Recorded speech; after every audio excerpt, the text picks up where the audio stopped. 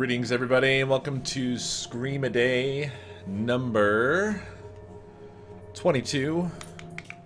Stream a Day number 322, and tonight we're going to be playing The Vanishing of Ethan Carter. I know very little about this game at all, but I have heard that it's pretty good. So let's get into it, yeah? Let's get right into it. Although I will talk about one little thing before we get going, and that is that we now have a VOD channel, or we're about to have a VOD channel. If you didn't hear about that earlier today.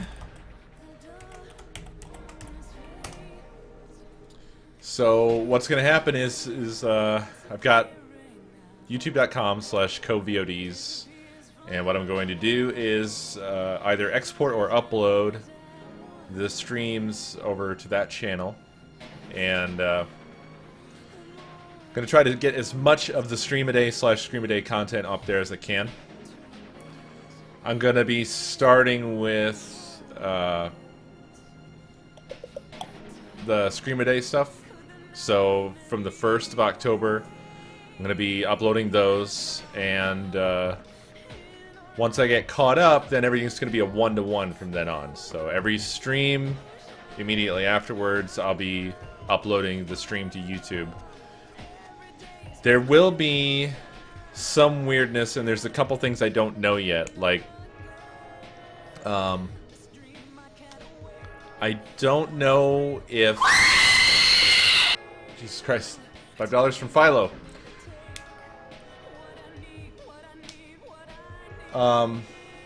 So I don't know if exported streams are going to have the muted audio or not. I'm hoping not. I've heard that it's client-side muted, so that should mean that any exported streams will not have that problem once they're over on YouTube. And where it gets weird is, so I record all the streams, and the recordings are going to be higher quality than what a Twitch export would be. But OBS sometimes fucks up a recording and doesn't close the MP4 container, and those files, even though they seem to have all the data, are corrupt. Like I can't repair them. I can't use those videos. In that case, then I need to export from Twitch instead.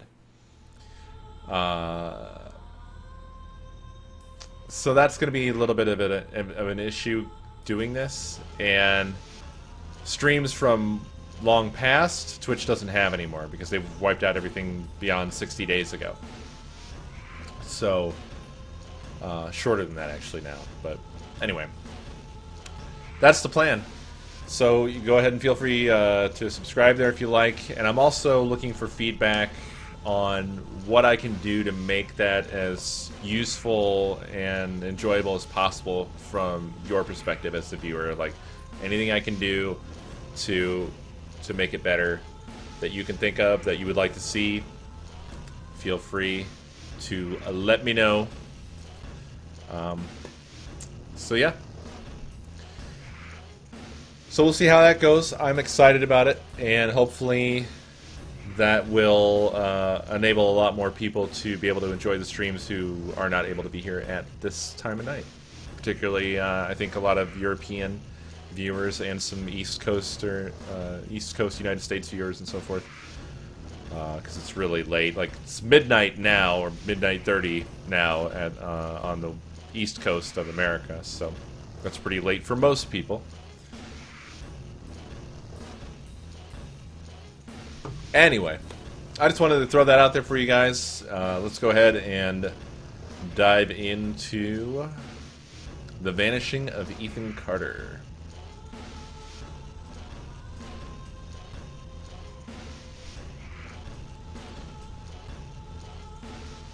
Let's see.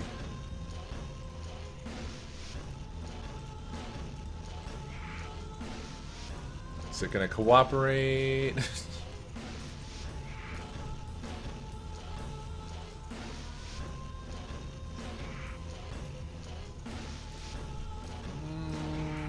Let's see. Oh, I think I got it. Hold on. Hold on. There we go. All right.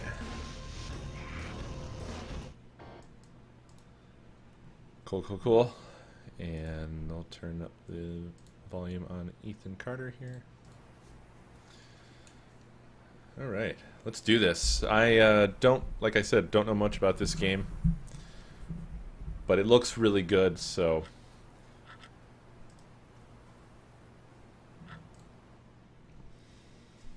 The only thing I know about it is what the very first moment looks like. I started it up to make sure that it was working and everything, which I always do because I want to make sure that stuff's cool before the stream starts.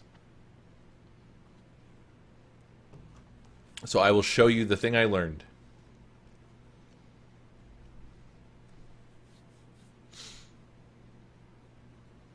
This game is a narrative experience that does not hold your hand. Ethan Carter, I didn't know. But he knew who I was. When the police won't help you and the priests don't believe you, you call on Paul Prospero. You call on me. If you're a kid like Ethan, you're right. Plenty do. Ethan's letter started out just like any other fan mail. But soon there were mentions of things no little boy should know about. There are places that exist that very few people can see. Ethan could have drawn a map. I hadn't entered Red Creek Valley yet, but already I could feel its darkness reaching out for me. Finding Ethan Carter wasn't going to be as easy as knocking on his door. I was too late for that. To find Ethan, I had to figure out what this place was trying to hide from me. This is very pretty. So yeah, the one thing I did learn...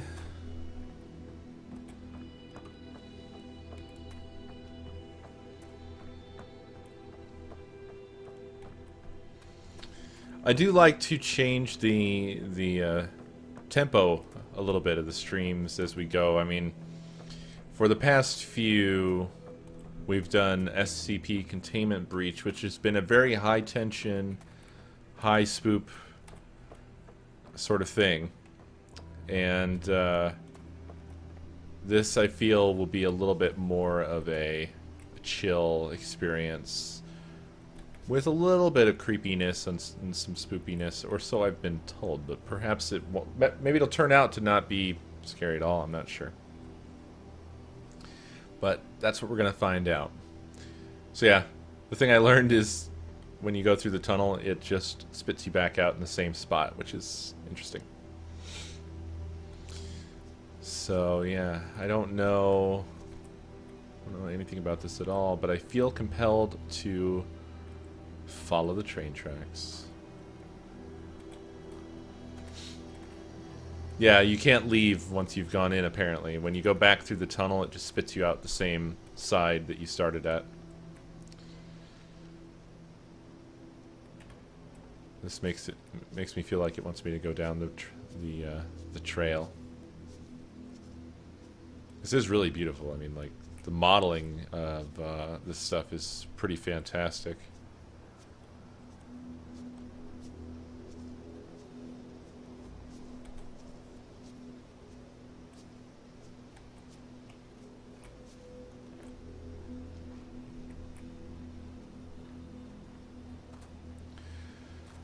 Bridge closed.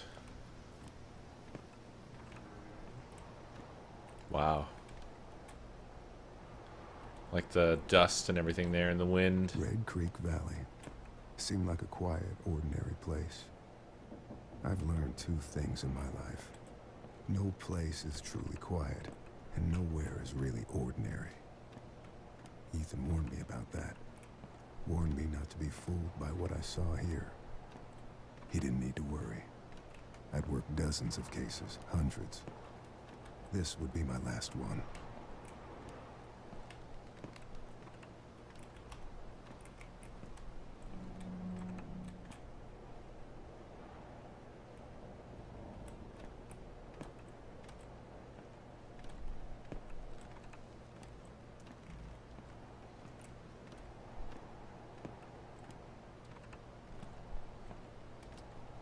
This thing looks rickety as shit. Extremely detailed, though.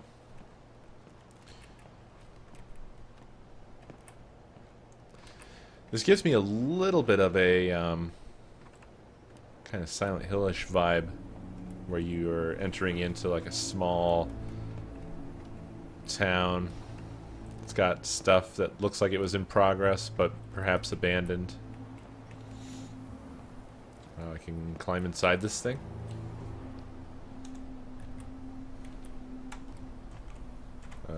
What's the button? It's click. It's left click.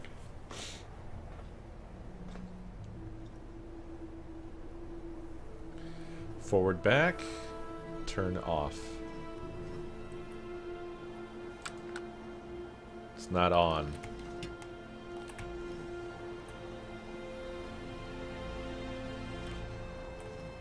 It's not on to start with, so we're not going anywhere anyway.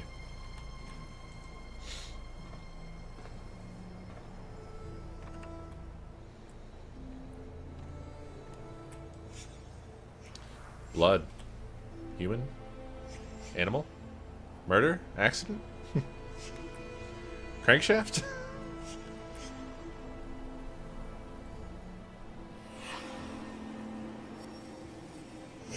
Crank?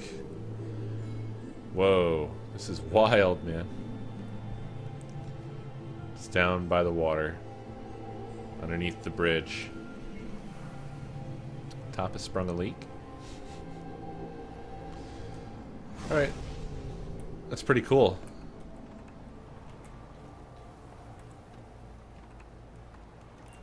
So let's head down the hill, I guess.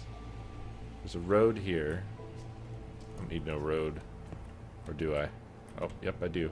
There's an invisible wall. So it feels like it was this way. So there's probably a little trail off somewhere. Leads down to the water. Or there isn't.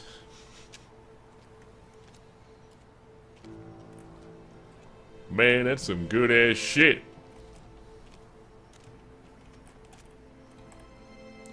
This doesn't look so good. There's handprints and blood. Oh, wow, okay. So that thing hit something here.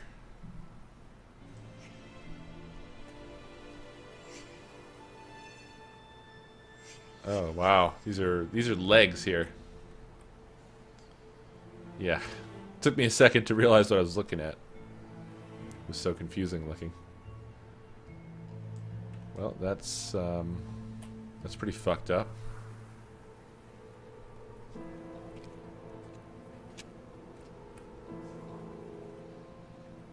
Uh-oh. Here's the body. The rest of the body, I mean.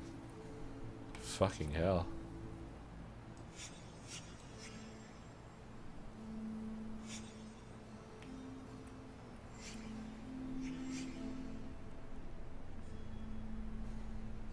Touch.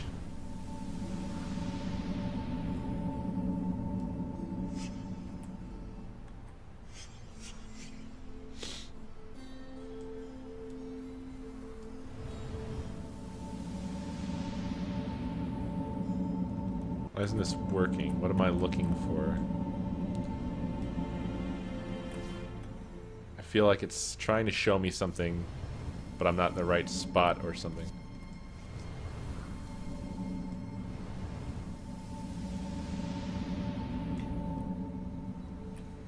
I don't know. I don't understand.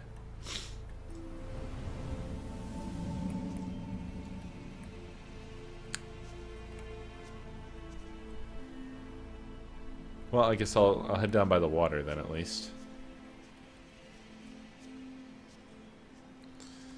Maybe I'll learn more.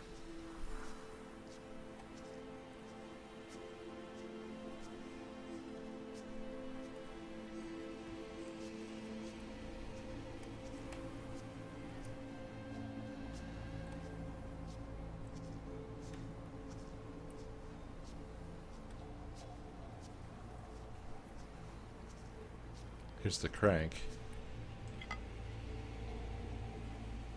That's cool. Oh, shit. The crank itself is covered with blood, but the crankshaft or whatever was not, so this means that it was used.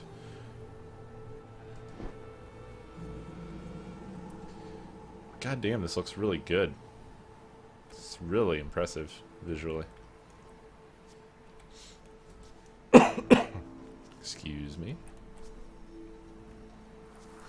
This is kind of reminding me a little bit, a very little bit of, oh, what was it called? Lost Coast? Half-Life 2 Lost Coast, when they did that little HDR test. And they've sent that out to all of us. It had a lot of, you know, edge of the water by the rocks kind of stuff going on. Obviously, it's like light years better than that now, but there was a little feel of that here.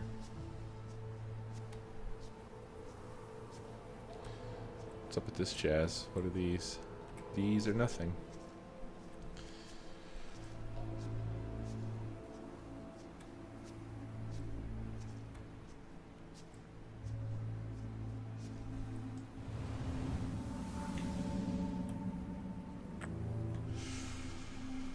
Alright, let's go. Severed legs. Just hanging out. Severed legs. Let's go back to the rail car and crank it up. Crank it up. Night, Dane. Thanks for stopping by.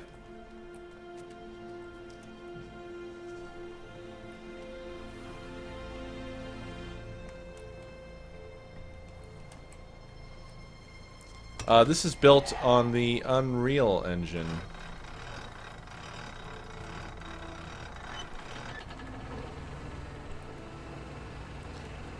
Okay, so this is running now.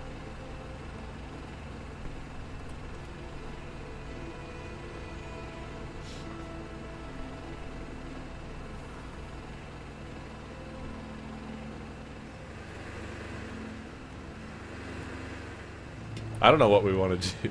Let's try going forward. I don't think that this is probably good for us because the bridge is basically decrepit. But I'm just interested to see what'll happen. I just gotta know. Is it gonna crash? Is it gonna go off? Or does it just get stuck? Aww. It just gets stuck. It doesn't go.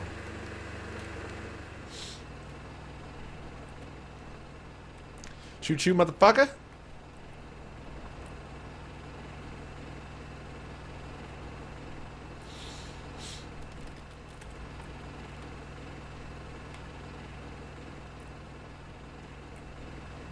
Huh.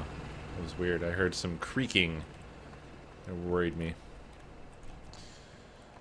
Let me look and see real quick if that revealed anything. If not, then I probably need to just drive it backwards. Back down the track. It wasn't really blocking anything. Like, I didn't need to go anywhere with it, really. So I'm not sure what they want. That creaking, man. So I guess the alternative is drive it backwards, back towards the scene of the crime. Which also seems slightly ill-advised. I can turn my head all the way around. Bleh. Chugga chugga choo choo choo choo choo choo choo.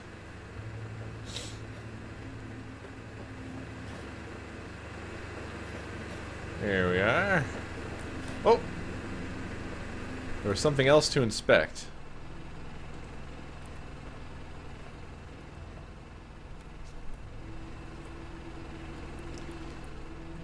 Well, there's all kinds of shit to inspect. Gasoline, diesel fuel, dropped carelessly in a rush, on purpose. Need a pipe here, you know what I'm saying? Dried grass. No sun. Rectangle shape. Rail car from the bridge.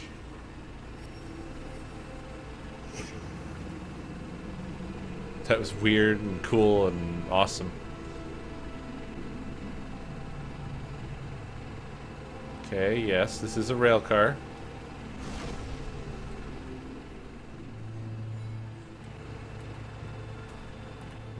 There was something else down this way to inspect. I'm gonna take a look.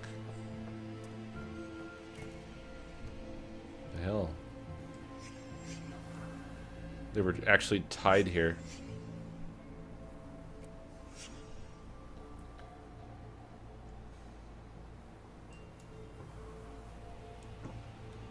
Rope. Severed legs. Rail car. Canister.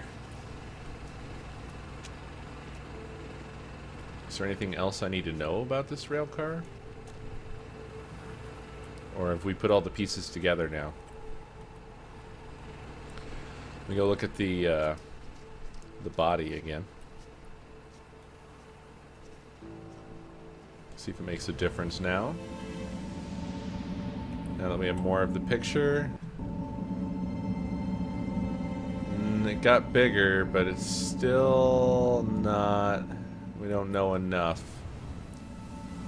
We still don't have the big picture here.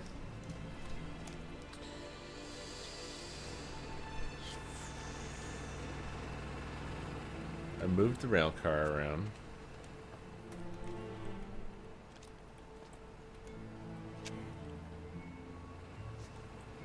I don't know why they wanted me to do that. There's a footprint.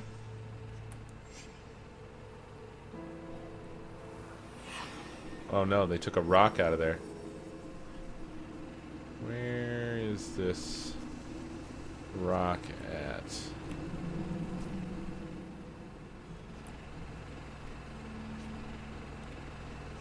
Did I park the rail car on top of it? Fucking figures. Let me move this.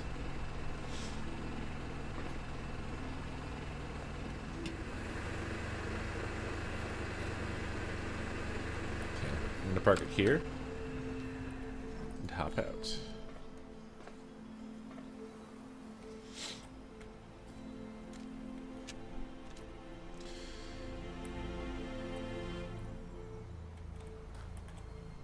This game actually reminds me, the way a lot of this stuff looks, it's reminds me of my childhood in the Midwest.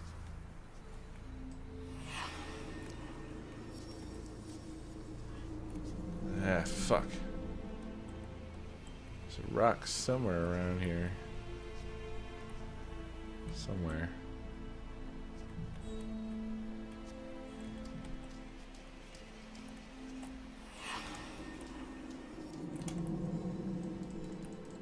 Where is it?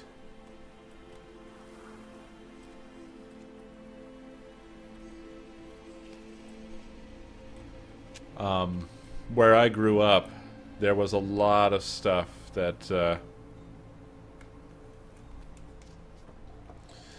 that just was overgrown and abandoned looking.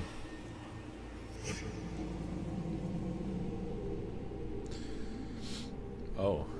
By a stump from a tree cut down. Oh.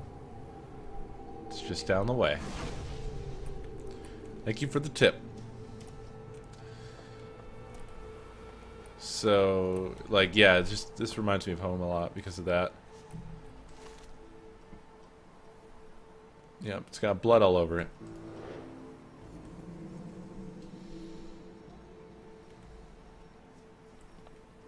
Grass would always grow up out of the cracks in old pavement like this.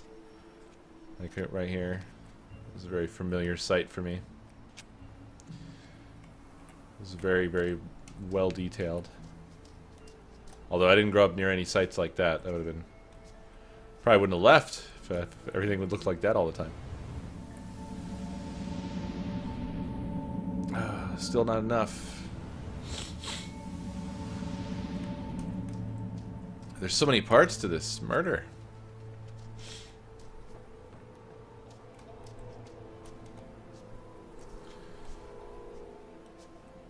What's over here?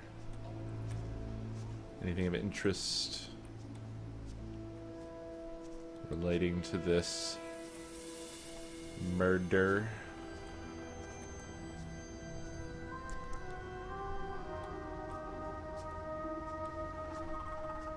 This is kind of unsettling.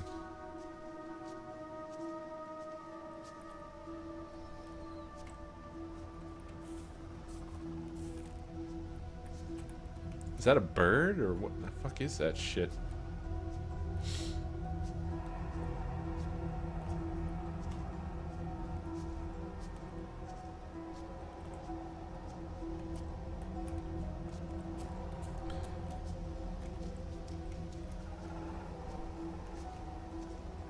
The music is very unsettling. Like, yeah, you stepped into the forest. Me, me, me, me, me, me, me, me. Get the fuck out of here.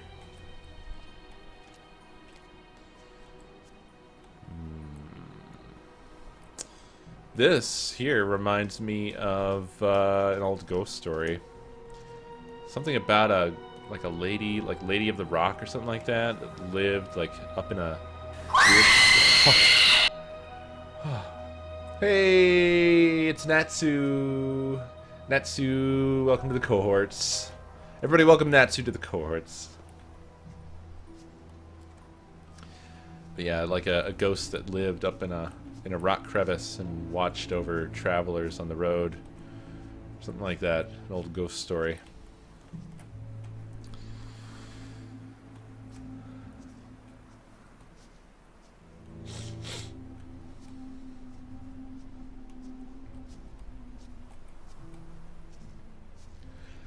Well, I'm looking for clues. Looking for clues.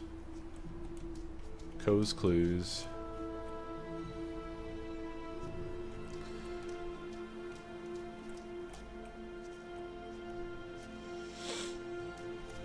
You picked a good time. I was right, like, primed. On edge because of the music and that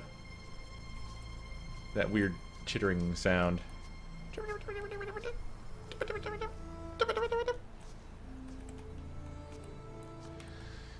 What am I... Fuck, man. C pointy?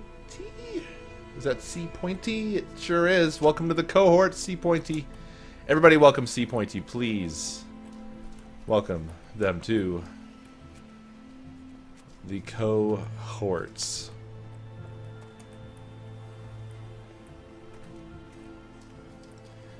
Thanks so much, you guys. Really appreciate it. I think we are somewhere around like 220 subscribers. So there's 220 cohorts now. It's pretty a pretty sizable team. It's pretty awesome.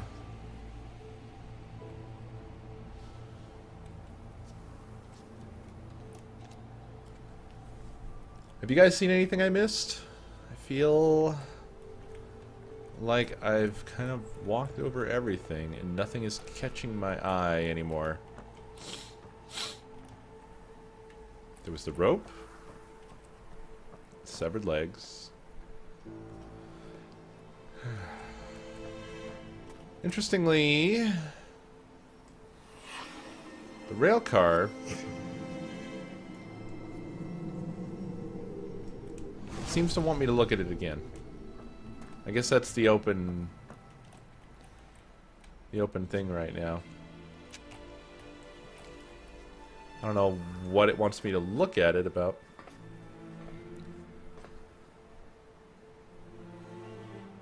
Oh. There's nothing new in here. I guess I need to turn it on and move it again.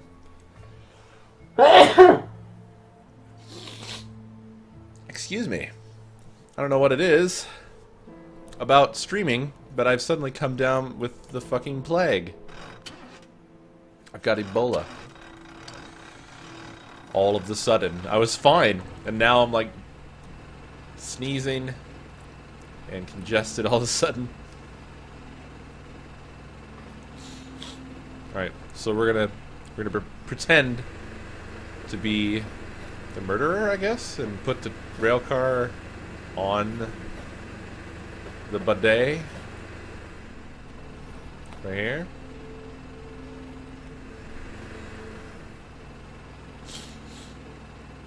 Let's hop out, I guess, and see if anything is different.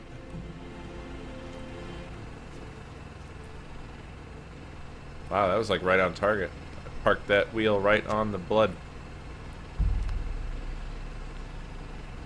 I've got the zombie virus. I'm gonna turn. Just promise that you'll do what has to be done when the time comes. Okay?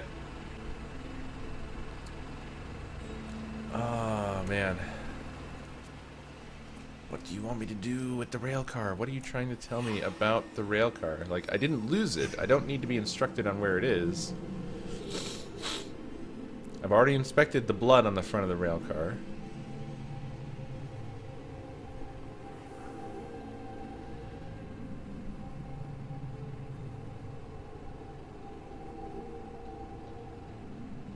I already know how to drive the rail car.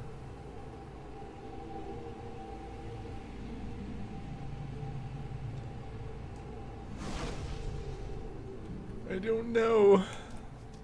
I want to know, but I don't know.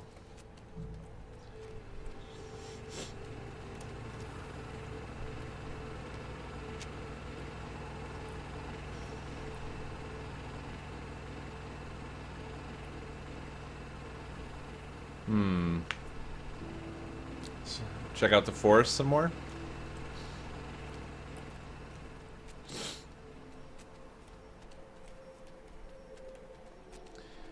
Is that sarcasm there, Kyler?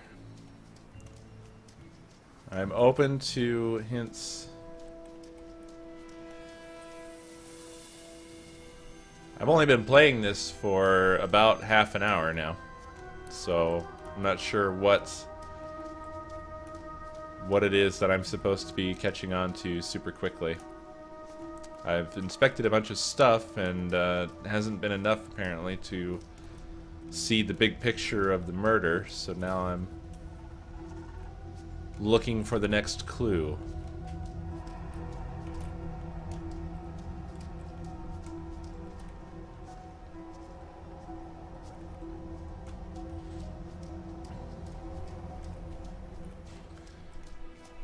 This forest is super spoopy.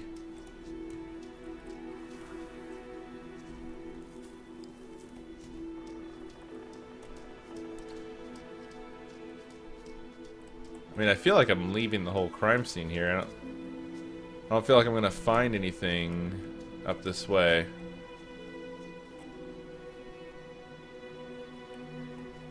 Oh. The rail car was parked on that square, the rectangle.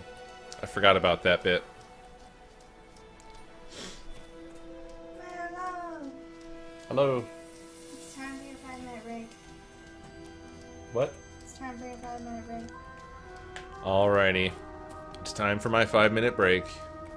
I'm gonna go back to the rail and let me park the rail car apparently right where this rectangle of darkness is.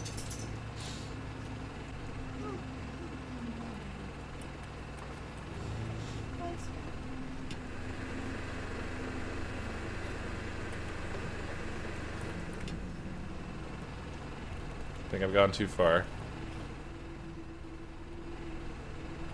Where was the canister at? Where's... no, canister's further back, I guess.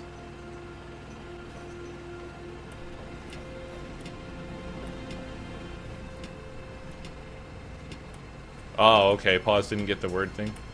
I could see where it'd be a little bit, like, it's... mostly it's pretty obtuse about stuff so far. But I think that's the point, is that it's supposed to be a thing that you unravel. What you playing? Huh? What you playing? It's called The Vanishing of Ethan Carter. And so far it's a very pretty adventure game. And something just changed. Because I heard like a ghosty sound of some kind. And also, someone said that the rock needs to go home. I see. Is that home? That is home for that rock. That is Okay. where we found... Well, we found a hole that looked like it used to have a rock in it.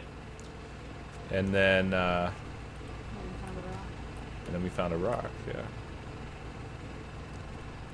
It looks like the rail car was forward a bit more, but I heard a spoopy sound when I got out of the rail car, so I'm thinking maybe it's already good, but I'll move it up a little bit. Right here.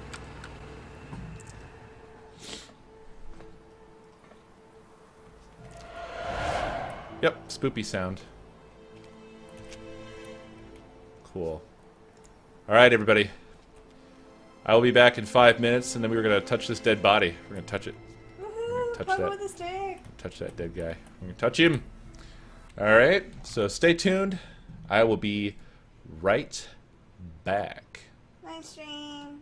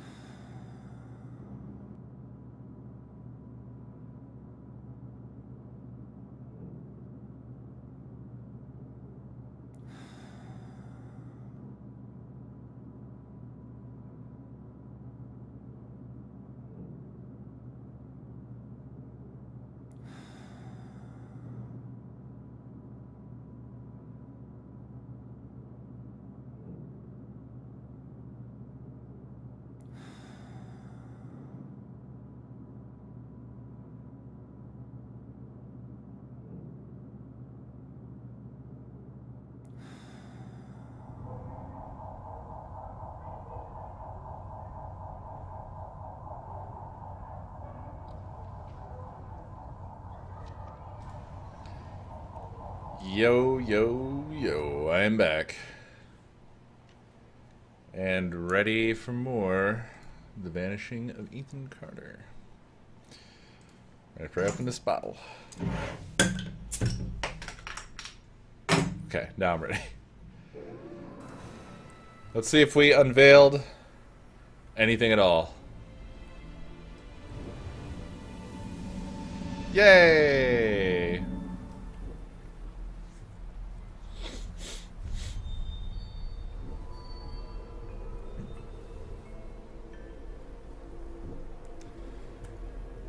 Five little pieces. And away they go. Where are they going?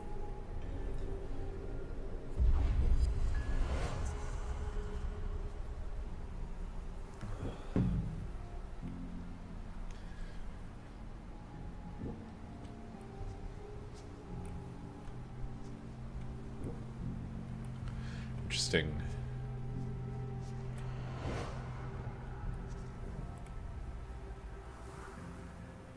Whoa, there's a boy here. So there's another person involved in all this.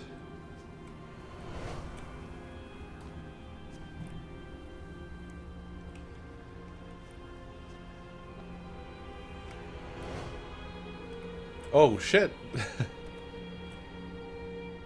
So the boy was tied to the tracks. What the fuck? Is there any more down that way? I don't think so.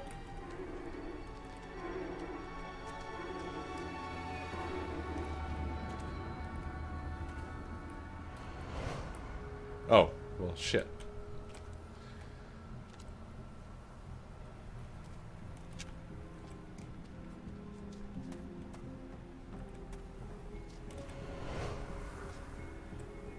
So he gets the rock.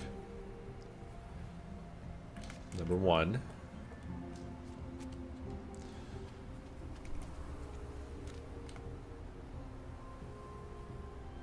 No. This doesn't make sense.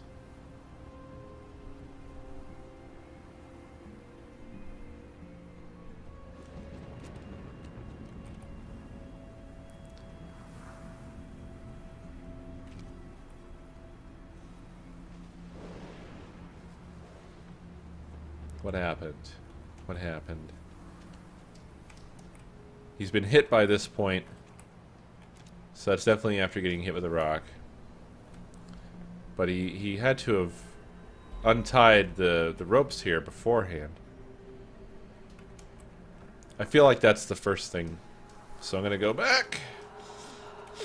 This is really amazing. Like, I'm really enjoying this. This is cool. Feels like an old adventure game.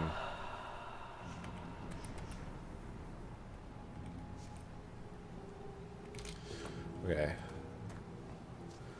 So let's make this bit down here number one.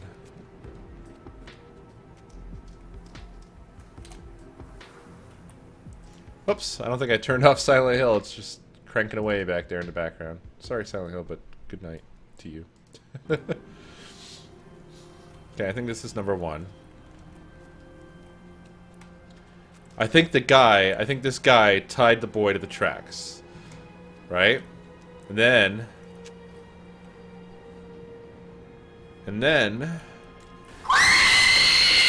Jesus. Oh, $5 from Darkcasters. I love your streams and have always been fascinated with how open you are about certain sensitive subjects, such as your experience with depression. I hope you're doing better. Love you, Co. Thanks, Darkcasters. I appreciate that.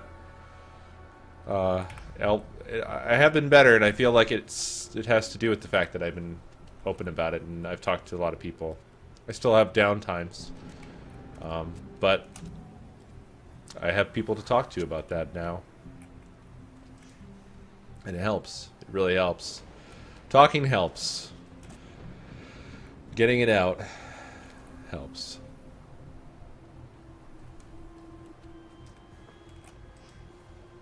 So 4,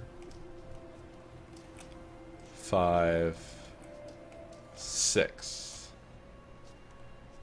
This is what I'm thinking. So that the guy that's been killed has tied the boy to the tracks, or released the boy from the tracks. It's one or the other. This guy, who's either the guy who tied the boy to the tracks originally, or just, I don't know, the boy's savior, I guess, gets a rock. You can see it in his hand right here. He approaches this guy, clocks him. The guy collapses over here. This guy, either at this point, unties the kid, or the kid wasn't tied when he arrived. Runs over him with the fucking rail car. This is confusing. I'm gonna see. I'm pressing the visualize button. Listen to me. We can destroy it. I know how. You can't destroy it, Ethan. You can't destroy time. And that's what he is. He is forever. Okay, so he was a bad guy.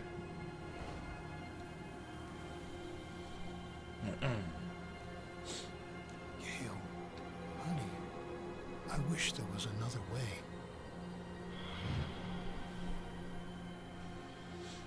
Travis, tell me where Ethan is. Now. I'm giving the sleeper what he wants. What all of us want. So I was right. The old guy is the Look, savior. man, you need to go home.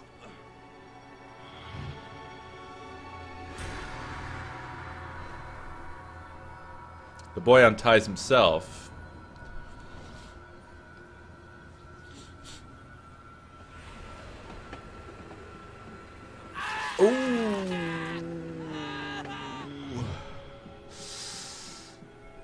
The old guy Ethan, severs the run, legs. goddammit. Go! Get out of here! Okay. That's what I was thinking. Travis, close your eyes.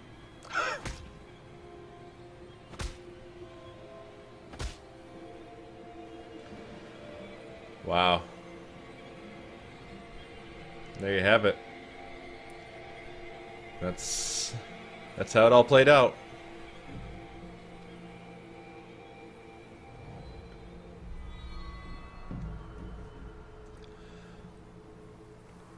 Giving the sleeper what he wants. What's this? What are you? Where are you going? Oh, shit.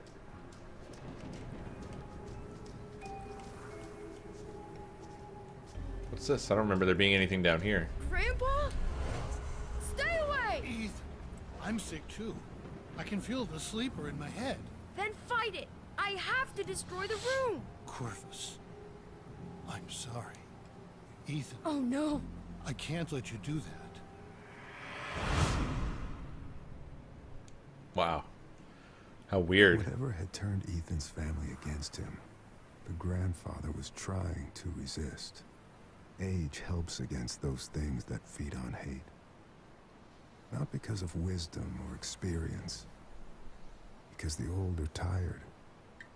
Their hate is less useful.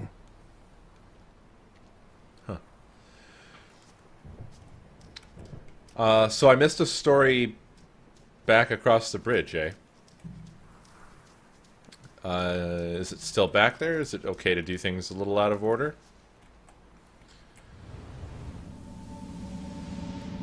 Do we need to do... Like, that's resolved, right? There's no point in doing this again.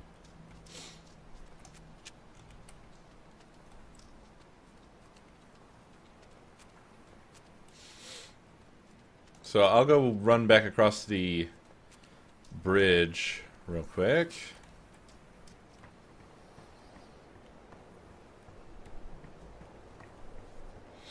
Because I really enjoyed that, so any story this game has to offer, I want to see. That was really good. I will agree that this is so far not terribly spoopy, but it is kind of, you know, it's kind of haunting in a way. A little bit creepy. I mean, we did just witness like a very weird murder.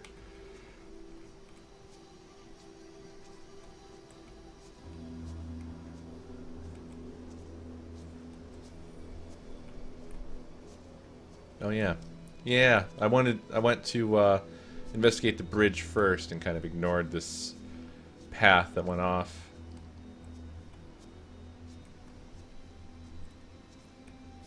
And then I forgot about it because I got wrapped up in unraveling that murder.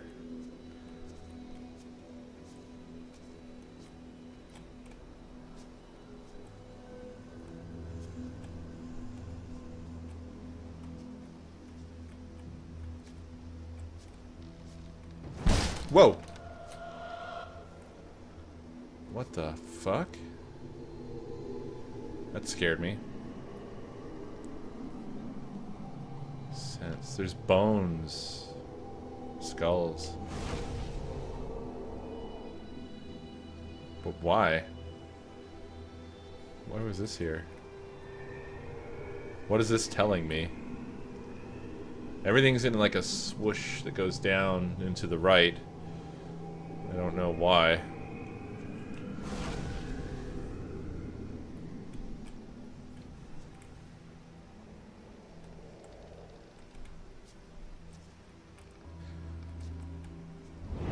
Whoa, whoa, whoa. What the hell?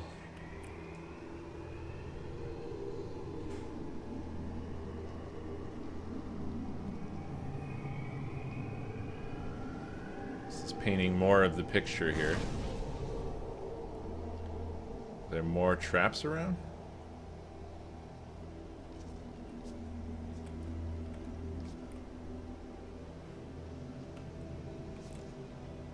That one got me pretty good. Wow, that was right by the beginning here, too.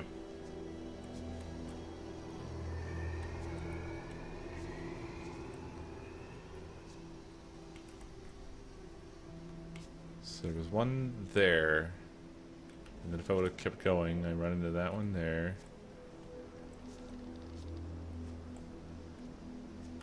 Are there more? Is there another trap?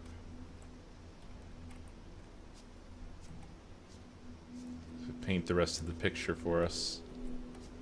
I hear a lot of creaking, but it could all just be trees and nothing more.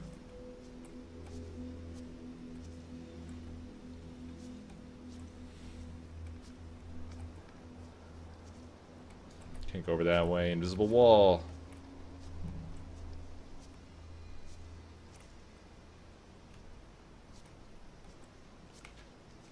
This game really gives me the vibe of exploring around in the woods like I used to do when I was a kid. Just fucking around, breaking sticks and throwing rocks and shit and exploring all over the place for no good reason. Nothing better to do. Maybe across the rail here, over this way? Something over here, maybe?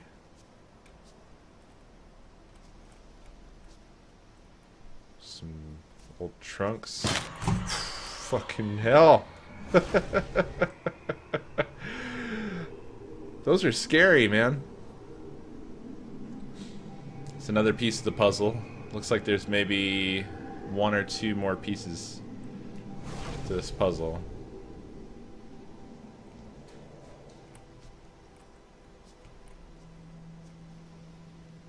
They're so well hidden that I don't see them coming and they just scare the bejesus out of me every fucking time.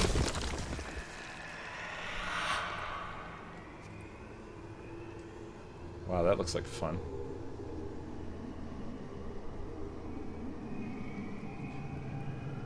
There's a fifth one somewhere. There must be a fifth one.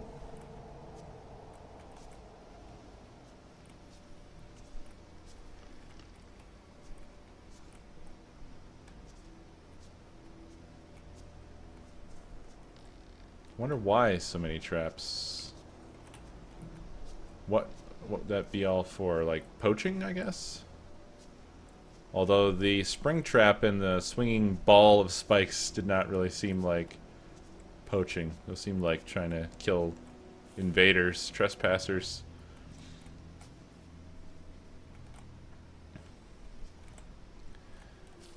Where's the last one? Or is there a last one? Maybe I'm supposed to figure it out? The last piece? It looks like the view across the way because I remember the single tree being there. I don't remember there being stuff that looked like bones, though. Maybe those aren't bones. I just thought they were. Assumed that they were. Because of the trap. And what traps do. Or what those traps were meant to do.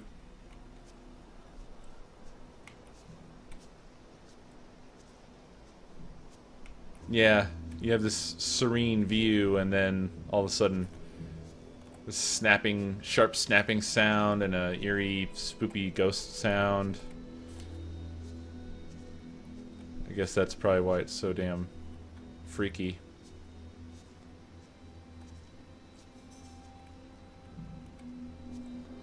I'm like, I'm stuck on the verge of flinching now too because of that, because I know that, or well, I don't know, but I'm expecting there to be another thing to spring up and smack me in the face. Whoa! God damn it, you fucking... It got me worse than all the others, and I was expecting them. Oh no, those are skulls and bones. Those are skulls. What does it mean?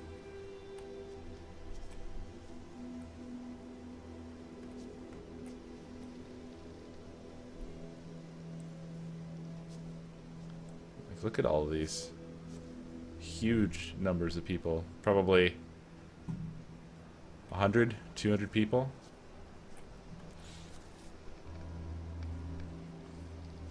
Sap by Ethan Carter. An old man came to the forest every day to drink sap from the trees. To get there, the old man had to step around many dangerous traps. The villagers believed this old man have hidden a jade amulet in the forest. But the old man wanted the villagers to believe this because then they would search the forest for treasure and not drink his sap. One cool fall night, someone set fire to the forest, and the fire spread to the village. The old man escaped the fire by covering himself in sap. When he returned to the village, he found all the villagers' bones. The old man sat down and cried. Then he found more sap to drink.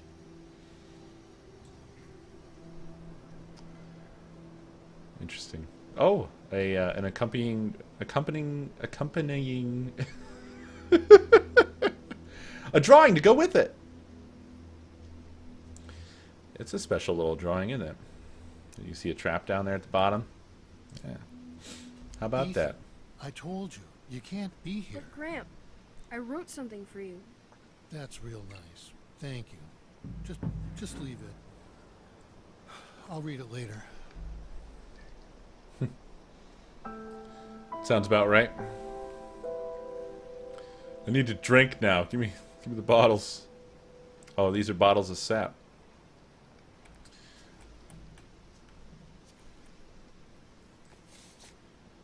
One dead in house fire.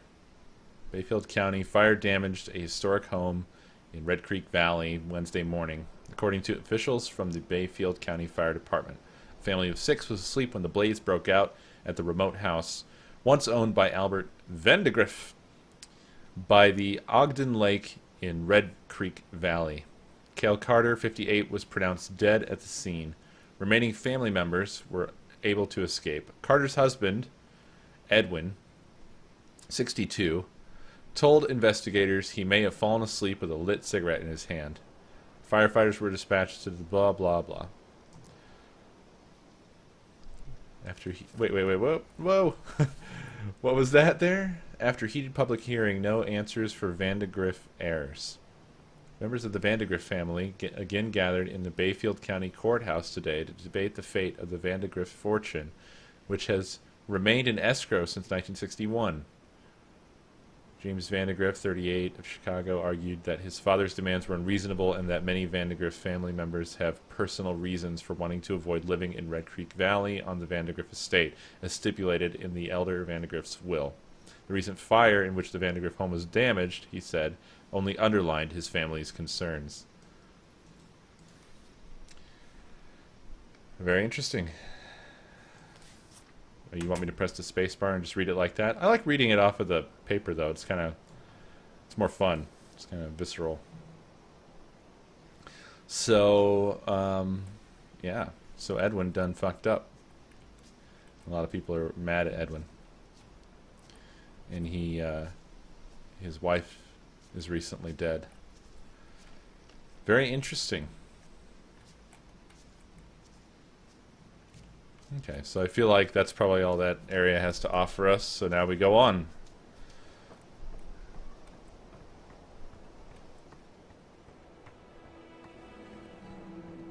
Later, Zed. I guess I'm a bit late with that. I just now saw it. Sorry, I was reading. Thanks for joining us, though, if you're still here. As ever.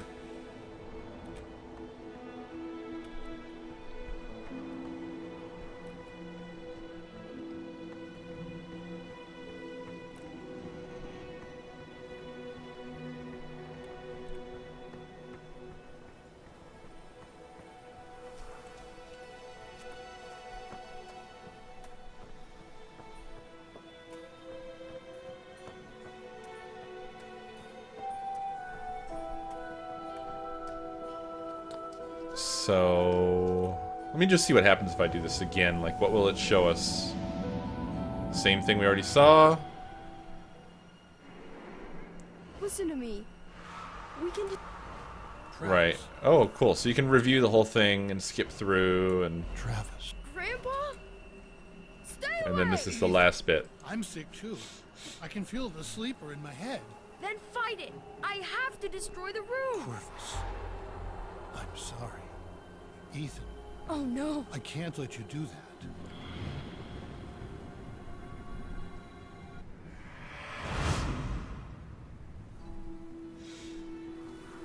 Night, Grim. Thanks for joining us.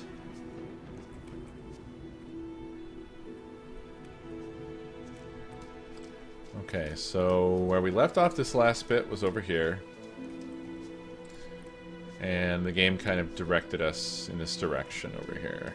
Kind of everything swooped over this way. Also, should I be turning up the game volume? Did it turn out to be okay, or is it too quiet? So I can turn it a bit up for you guys. Or turn it up a bit, I mean to say.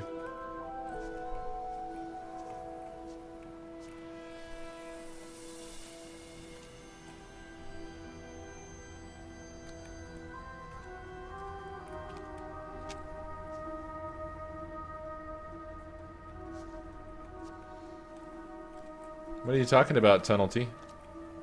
I got all 5 traps. That's how we got through that bit of the story there. At least as far as I could tell, I got 5 traps and then it expanded the picture and we got to see more of what was going on. Wow, man, this forest is oppressive. Night, Sweezy. K. Sweezy.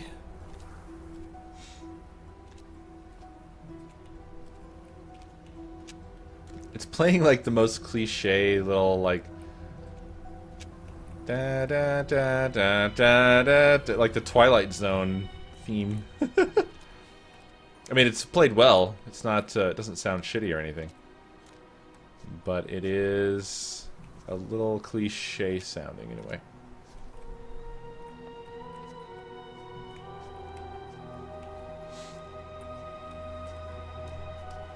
So I guess we just jog along until we see something of interest. There's so much open area over here, and I didn't really run into anything, and I just feel like... Should I be going off and looking for... stuff? Just out in the random woods? I'm partially torn between, like, looking for random stuff and the idea that there's something that's gonna... chase me down and kill me out here. I just don't have any idea what to expect from this game. It does a lot of stuff that makes you feel like you should be on guard, that things are not what they seem.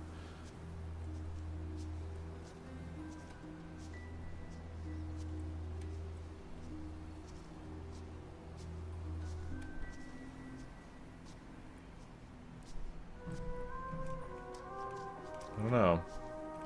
I'm gonna take one more quick look over this way in the forest a bit more.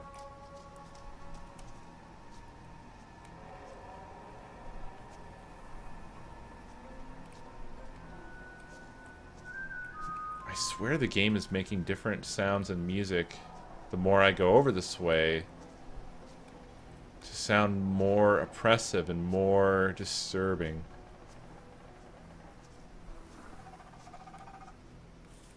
And there's that chittering sound again. What is over here?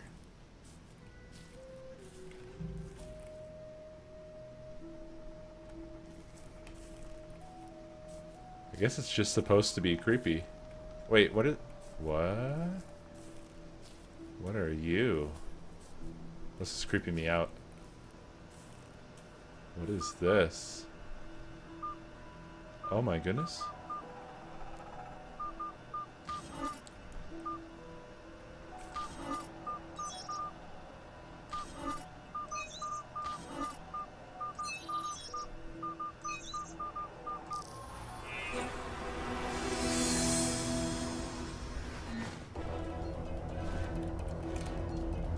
What? What is this? The fuck?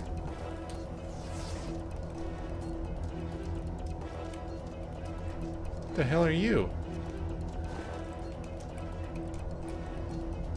Is it up this way? It was.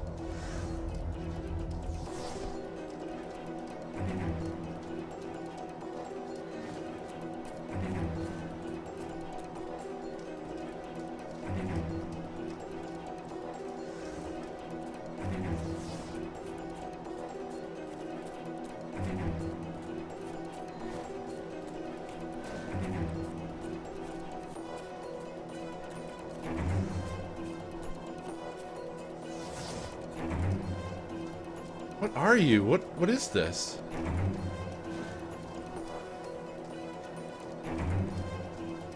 Why am I chasing an astronaut?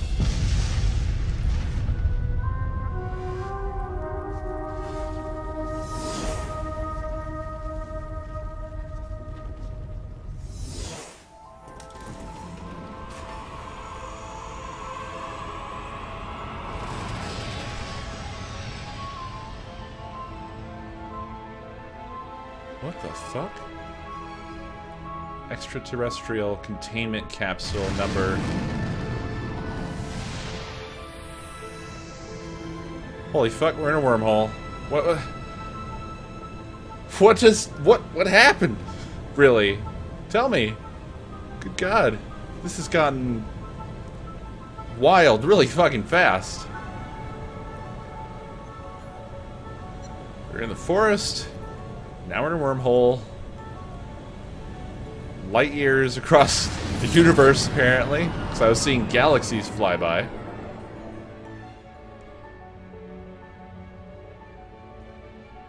Why do these all look like Wheatley?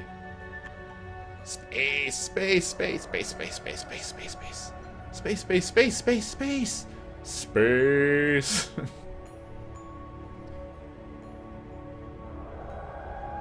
86911. I wonder if that has any significance. No.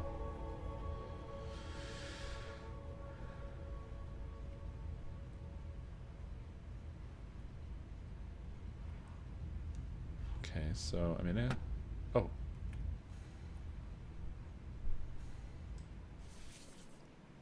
Fangs. The beast had fangs, but was heavy and slow, so when it saw the light in the sky, it waited, thinking the light would go out, like the others before it.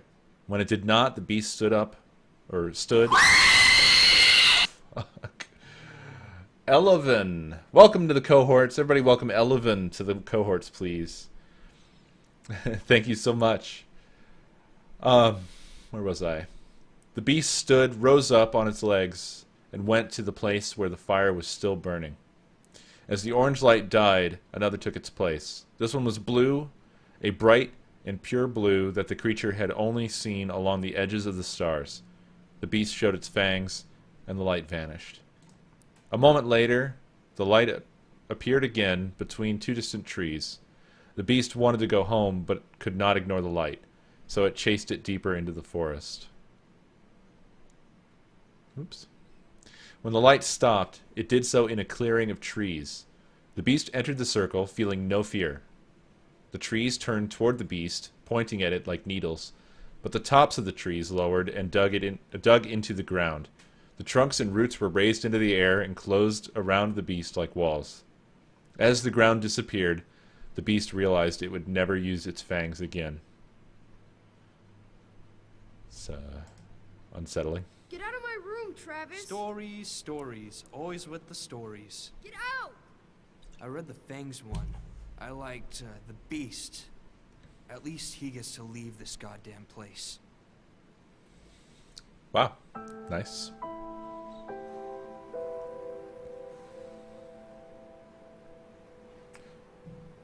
Huh. That's Fangs. Gaylord. Abstruse Tales! America's finest science fiction! January 1964. 40 cents. Featuring Yellow Hills of Mars by Douglas Spalding. Plus Julian West, Clarence Carlyle, Michael Arden, and many others. Oh, I didn't turn it around. Let's turn it around. Nothing. Nothing there. That was crazy, man. I thought we were in a whole different fucking game. I thought, like, holy shit, you guys didn't tell me this was a space game this whole time. But no, it was just really awesome, creative, diving into a story that, like, was just holy shit. I did not expect that.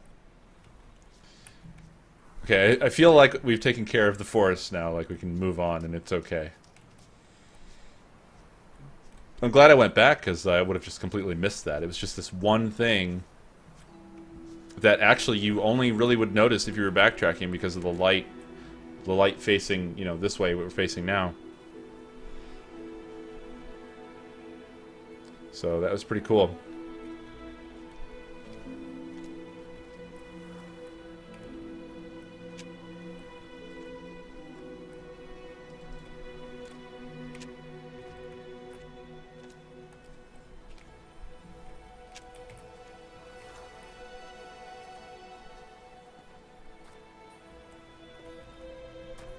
Oh, for a second I thought I saw something walk across the tracks and it really disturbed me.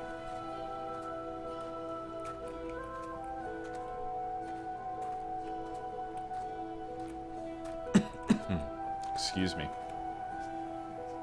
What's this business? It's like a weird, very tall shack. Like, why is this shack this tall?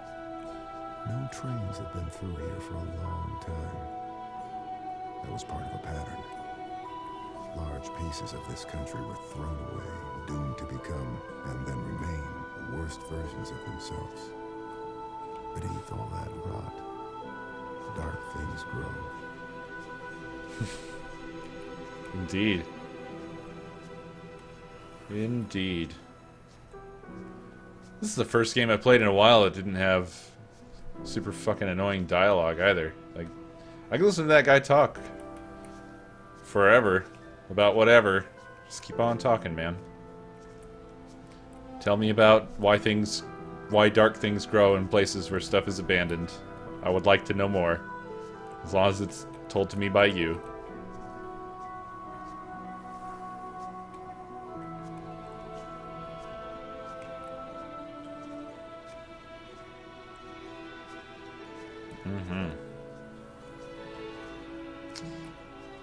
And again, with these things that make me feel almost a little homesick in a way. Where I grew up, trains just sitting, just abandoned on a track was actually a common thing. There was so much of that where I grew up. It's just weird. I mean, you know they were there a long time because you You got plants growing up over them and stuff. I've seen engines of trains that are just like almost encased in weeds and little trees and things. So they're just sitting there. It's because of all the when all the factories went out of business up in the Midwest, there's all these abandoned factories that are all dilapidated, falling down, with trains that had come in to deliver goods of some kind and never actually left again. There was some final trip where they stopped in there and never went out again.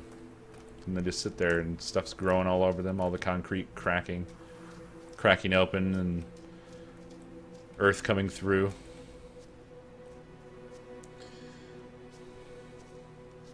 When I was a kid, I didn't care for it very much because it made me feel like everything was dying. Everything was old and dead and dying.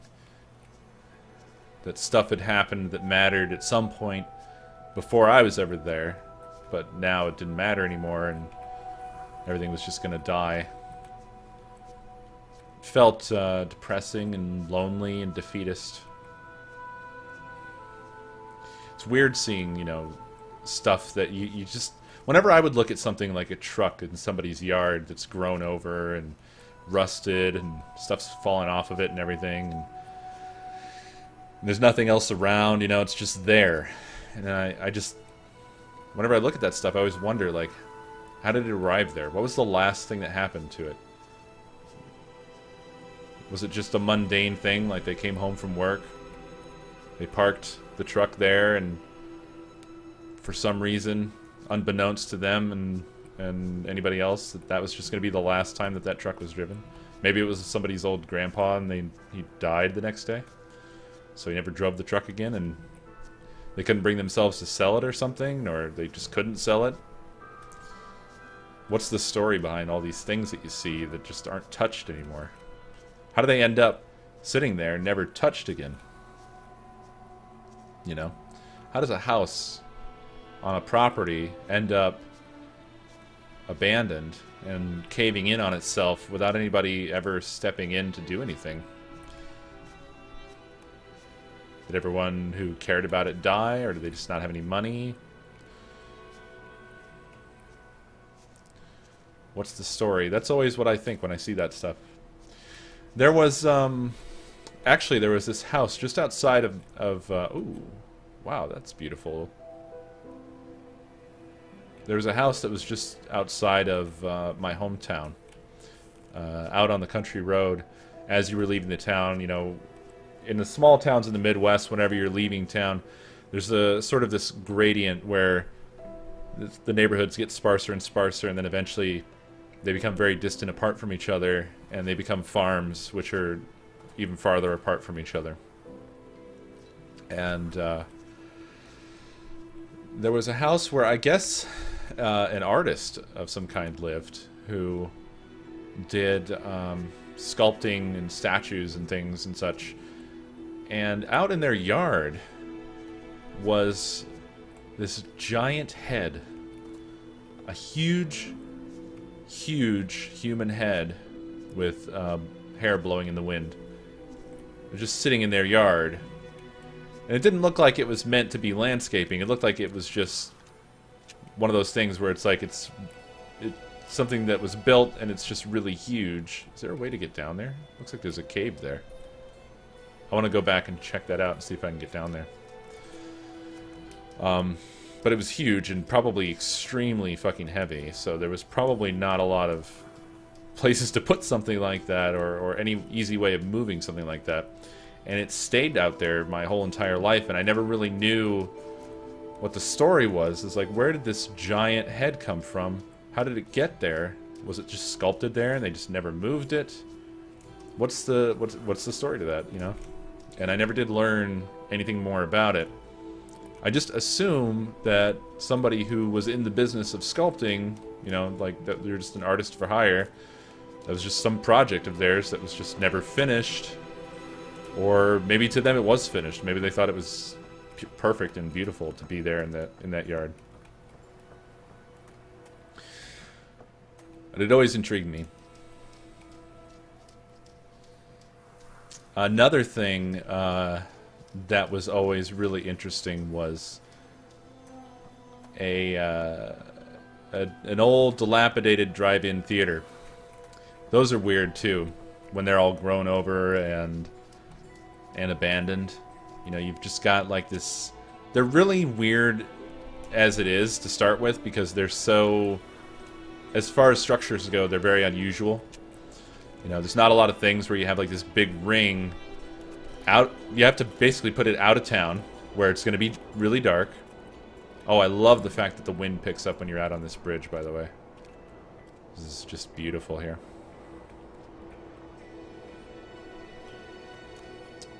But yeah, they're out in the country because it has to be dark. It has to be away from the city lights. And then you've got these gigantic screens, usually in a circle. And the old ones, and I don't know, I think they eventually changed to doing it over like a radio frequency that you could pick up in your car. But they used to have these little things, these little stands where you would park your car in a certain spot, and then there would be these little stands next to your car, and I think you would hear like they were speakers or something, or it's been a long time since I ever went to one of these, so I forget what the purpose of these things were and what all they had there. But yeah, they get all grown over, and the plants and vines and stuff start to creep up the screens, and they make these really interesting, unusual structures. And overall, it just becomes a very weird mix of human architecture versus, you know, nature taking it over.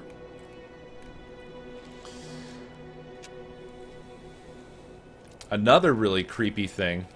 Oh man, these are really, like, just all this stuff is reminding me so much of home. Another thing that I can think of that kind of has the same feel from back home is there was a river that ran through my hometown. So a lot of what made up like the architecture and the history and so on and so forth of my hometown had to do with this river that runs through the middle of town. And an interesting thing is that there's all along the river, there's all these weird old structures from the past, because there was stuff that at one time there was a bridge here or there was a dam there that at some point along the line got destroyed by a flood, or they just got so old that they fell apart or whatever, and they leave these extremely interesting relics lying around. And one of my favorites was out in the country. There's a road that just ends at the end of a broken bridge. It goes right up to the river, and obviously the road is not in much use at all. And the bridge at some point long ago was destroyed by a flood. And you can go down there and park and crawl all over it and look underneath of it and look at the broken parts of the bridge in the water, which, obviously they're all washed over and smoothed and whatnot from being in the water for so long. The river shapes them over time and stuff grows over them. And I remember there was a big support out in the middle of the river. There was one remaining bit of it. I'm not going to go this far, by the way. I am going to backtrack and investigate those things. I'm sorry. I was in the middle of that thought, and I wanted to continue it, and I didn't want to investigate anything over much. I just wanted to kind of generally look around here. But yeah, I mean, suffice to say, I really loved that. Something about that, where it's just when you don't know anything about it and you're just looking at it and you're wondering, like, what happened here? Like, what did this look like when this fell down? Was there anybody here? Did anybody witness it? Was it just knocked down and one day, Bob wasn't able to get over to Jim's farm as quickly? Like, he had to go further around that day? Did anybody die or get hurt? Anything like that happen? It's just interesting to think about and wonder about and look at, because those sorts of things I mean, this, whoever the artist is, or artists probably responsible for this, did an amazing job of recreating that feeling of things that are here that have begun to sort of merge with nature. They kind of merge back into the earth because of the fact that like time just slowly erodes everything and wears everything back down again, unless you keep these things up. And these houses really have that feel to them. They don't look like they don't look like houses in games normally do, where it's like a house that's plopped on top of a hill and it doesn't have any relationship to the hill. This house actually looks like it's hugging the hill, like it's partially in it, but not just in it, but it almost looks like it's kind of bent a little bit, which is very impressive modeling. Wow. This looks just incredible in here. I mean, just absolutely incredible. Oh, wow. But this is not readable, so let's hit that spacebar. I invoke the Boneless One, the One of Voids, the Destroyer of Ships, and he who is feared by the winds. Hear me. Great Minister Focalor, I wish to make a pact with you to confound my enemies and protect my possessions. Use the doors of confusion to cloud their judgment. Seal the path with falsity and guile, and permit only those who can discern every true interior to pass. Aglong, Tetragram, Vakion, Hold on. Oh, the plague! The plague is tearing me down. Stimulamaton, Esfaris, Tetragrammaton, Oliarem, Irion, Escetion. Wow, okay, this is beyond even trying to do this anymore. Emmanuel Sabaoth, Adonai. Is this supposed to be Latin, or is this some gibberish? Is it the black speech?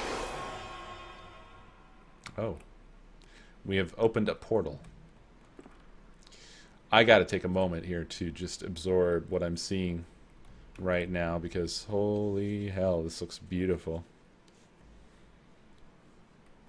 The detail that's going on is just astoundingly fantastic. This looks like a cinematic or something, you know, in terms of levels of the modeling quality, the texture quality. Not that games aren't detailed normally, but this is above and beyond what you normally see in terms of not just replicating stuff all over the place to create detail, but actually more like a 3D modeling, like art kind of thing, where, you know, 3D models tend to be more, they contain more unique details that aren't replicated as much. I mean, there's still replication, because it's just, who wants to sit there and make every single brick unique and different, you know? You just want to copy and paste at least a few of those bricks so you can move on with your life. But then again, you never know. Maybe the method to the madness here is to actually be that intense about it. I don't think that I would have the patience to be that intense exactly. It would be a little bit much for me. The spiderweb, though, doesn't look so great. For some reason, like, everything else looks fucking, like, photorealistic and amazing, and then the spiderweb looks like a goddamn GIF. I'm surprised it's not, like, animated at 3 frames per second or something. Blowing in the wind.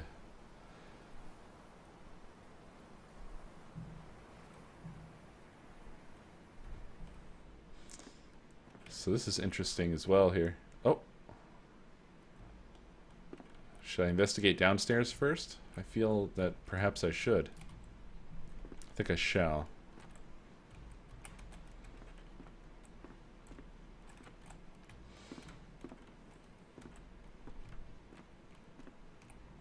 Because this is the first one that you see.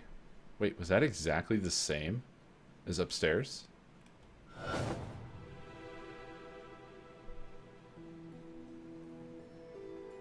Okay, no going back now.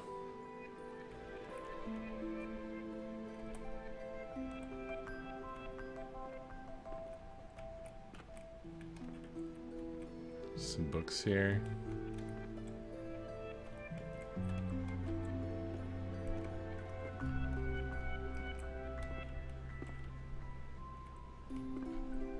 Another portal to another location.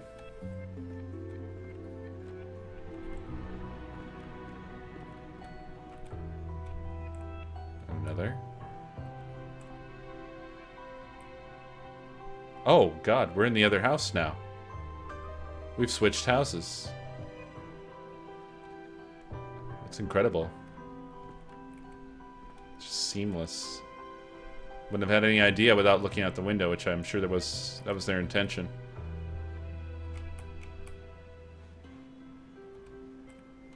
And the music is beautiful.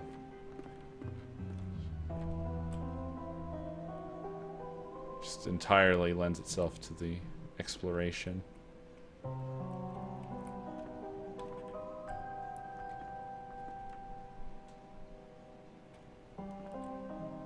Surprised there's nothing to inspect yet.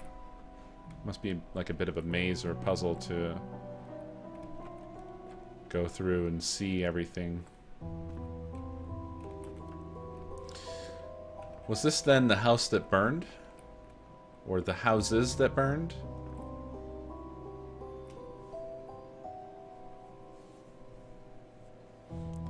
These houses are connected.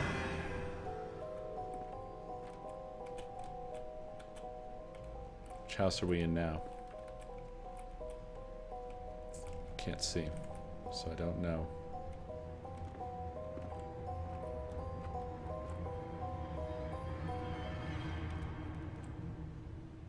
Don't do that to me, music. Don't do that to me. Come on.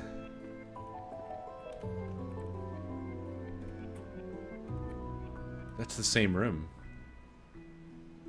I recognize the window over and over again. I'm seeing that window. This is a different room, though.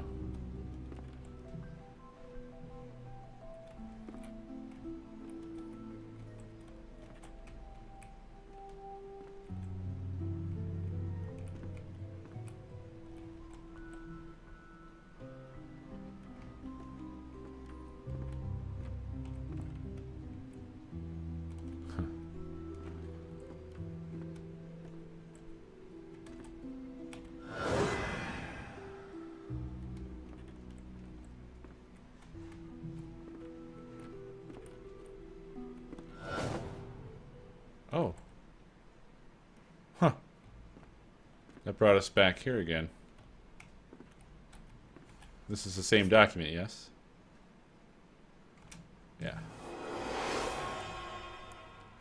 So that reopens the portal. Every time I look at that page, it shows the portal again.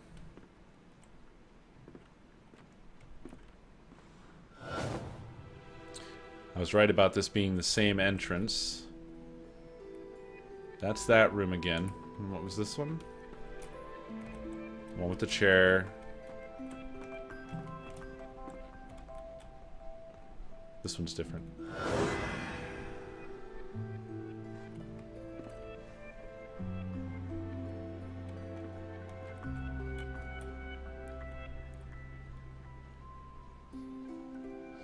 Boy riding a horse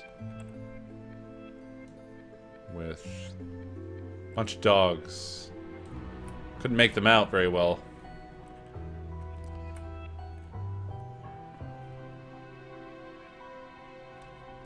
There's lots of this. It's like a arrow or something like that. I don't know what that's supposed to be.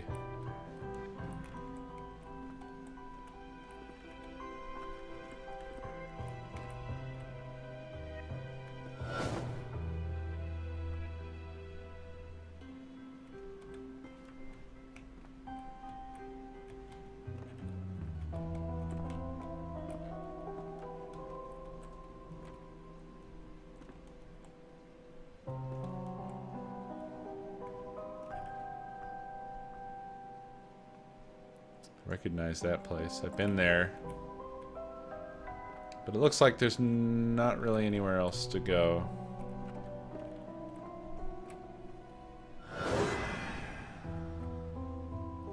And that's back to the front door again, right there. They both are. Are they all? They all are.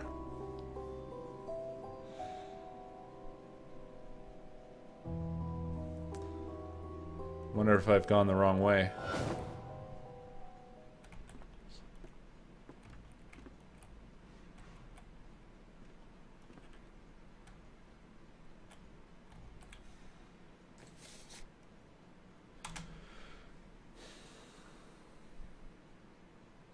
Seal the path with falsity and guile. Permit only those who can discern every true interior to pass. Okay, so there's clues that indicate which of the rooms are true. And you can't just go wandering. That's the thing. That's the difference here. Did I miss some text in the middle of my screen? Sorry.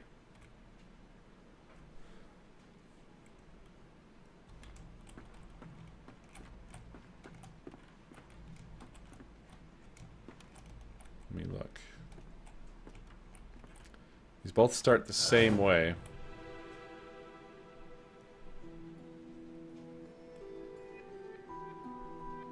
Welcome back, Zen. Swap. Swap.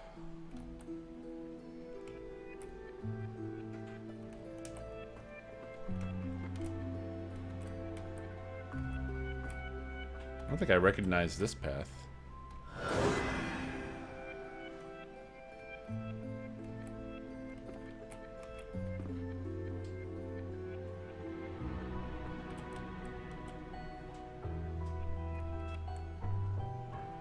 I'm trying to be more astute here. I really am. Oh, wait a minute. This is the hallway I'm in, isn't it? There's not a window here. Oh. No, wait, yeah. Oh, right. There would be a window if there wasn't a portal here. How weird. It's just a loop.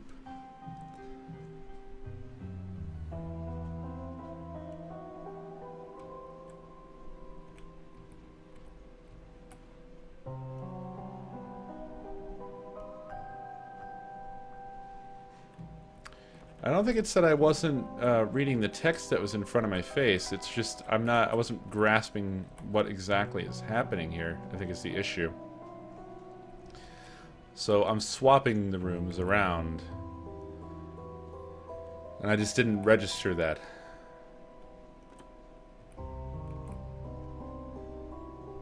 I was just walking through, yeah. I wasn't actually clicking. I was just sort of like absorbing that and ignoring it, I guess.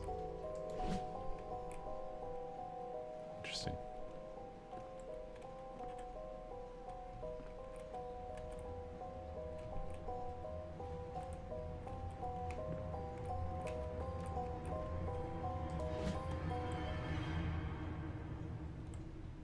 How do I know which rooms are the right rooms?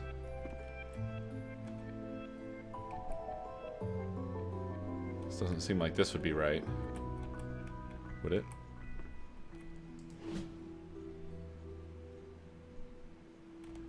Is there something to give me some indication of what's right to be where? Oh, I have to take a look at the other house first? I guess so, because I don't really have any idea of whether I'm making the right choices at all. I don't have anything to indicate that I'm making the right choices, so I'm gonna go take a look at the other house, I guess. It's pretty wild.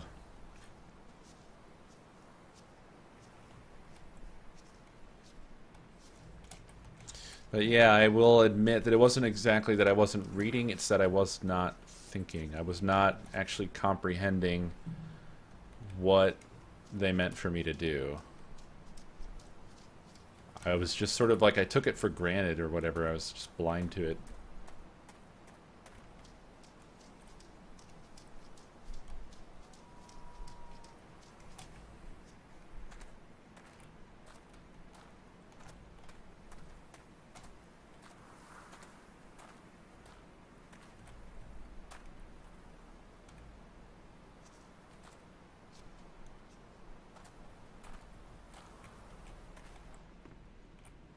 Ah, here we go.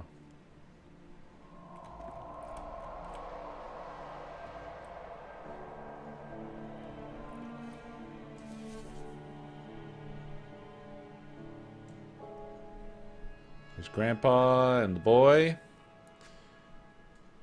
And 4 other people. The guy in the middle is dead.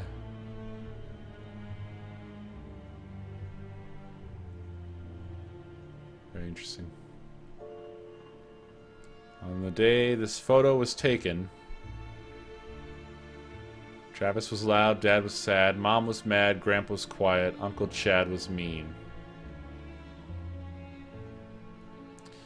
Well, Dad's in the middle. Mom is the only female there.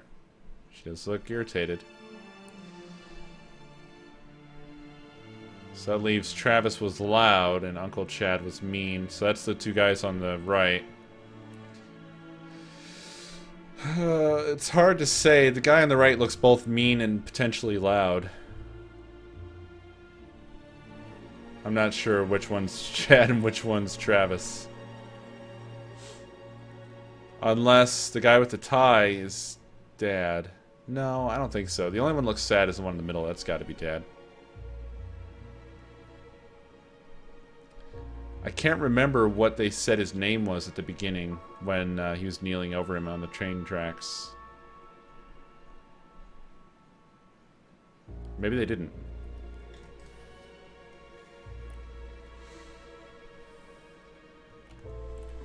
So there's the stairs. Off to the right here is this junction. The 4-door. This one goes outside. This one goes to the dead end room. What did you do? What did you wake up? Nothing. I found a room, I walked into it, that's it.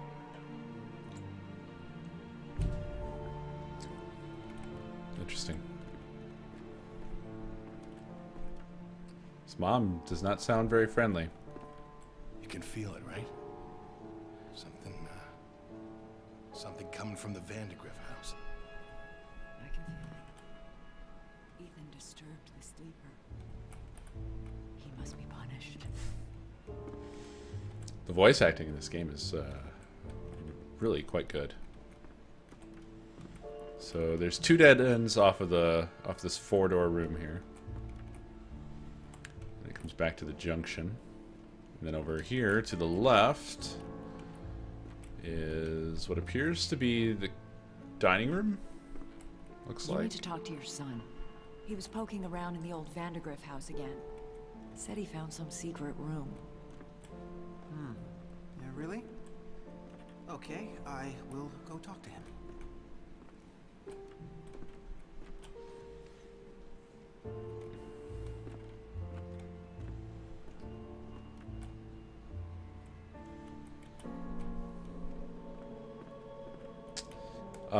Based off of which way I'm facing, Twee. Quite obviously. This is to my right. This is to my left. That's based off of where I entered the home. And that's going to be my point of reference, basically, for most of this floor. And if I go up here...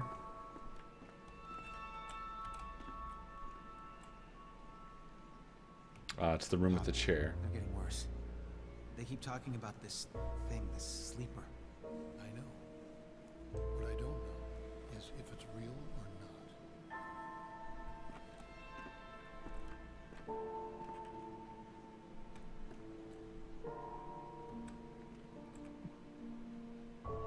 It's weird. Like a key or something. Like a coat rack.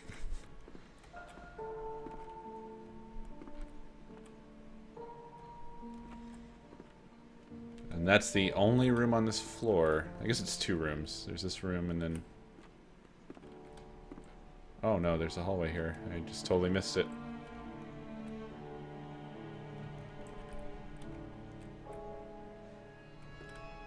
Wow. There's so many rooms, I practically have to draw a map to remember this. It's kind of crazy. There's the house across the way. You have to help us. Tipped over lounge It's the chair. only way. It wants Ethan. You're crazy. You've all gone crazy.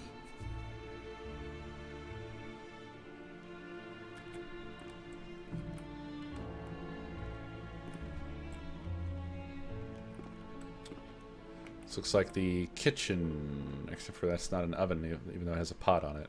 I don't know what this is. An additional dining room.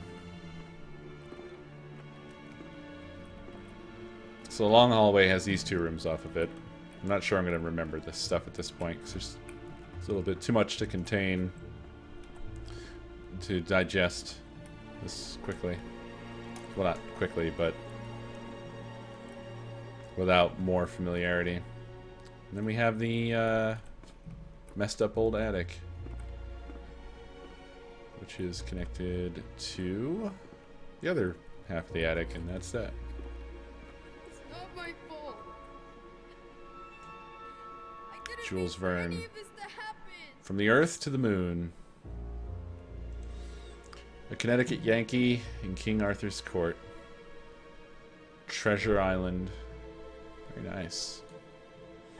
Very nice indeed.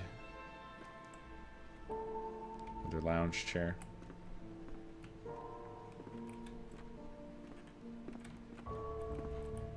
And that is the whole house.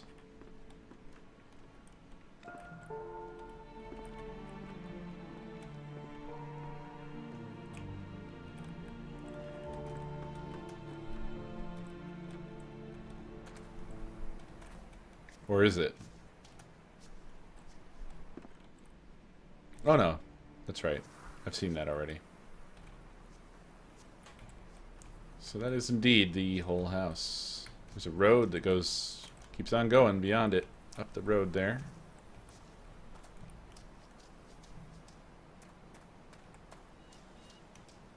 But I think I could potentially take a crack at the puzzle. Again.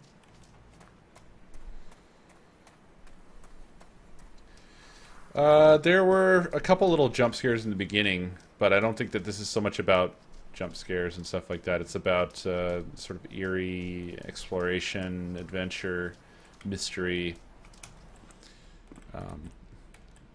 sort of more cerebral. So yeah, I'm going to take a break for 5 minutes. Stay tuned. When I get back, I will attempt the puzzle of the rooms. So don't go anywhere. I'll see you in 5.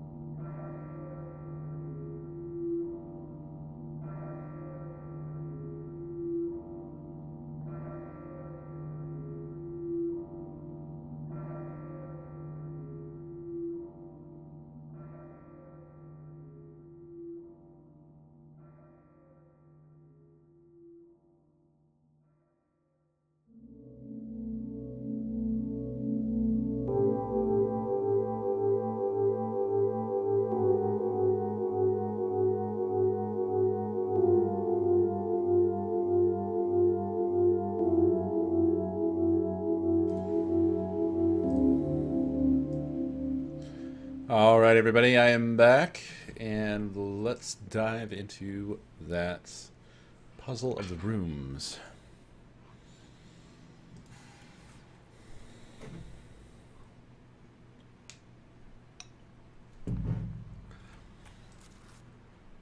I think I pretty well remember where everything was, but I'm not sure.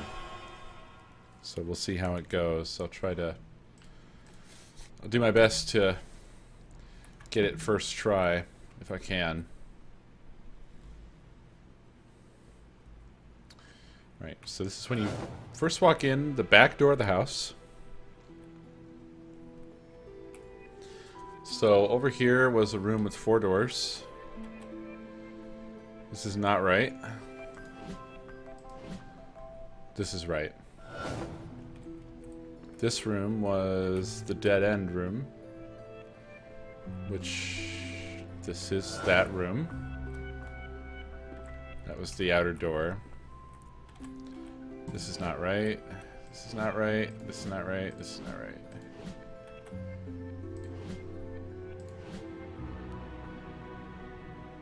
Are any of these right? This one might be right. If it's also a dead end and it has a pot to the left, yeah, it was right.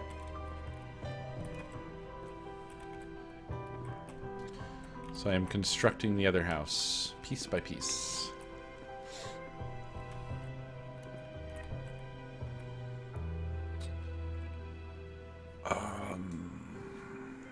This feels right. It's the dining room. I believe this was the room that I... Yeah. That's the right view. Yes. That is correct.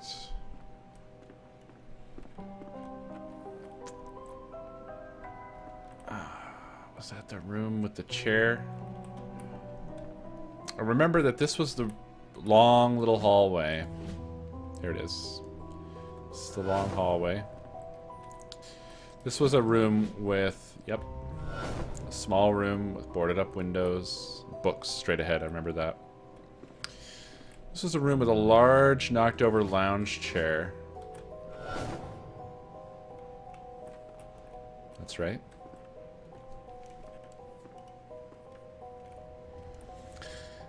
And I believe upstairs was only attic, so this must be the chair room. This is obviously wrong. Obviously wrong. Must be this room.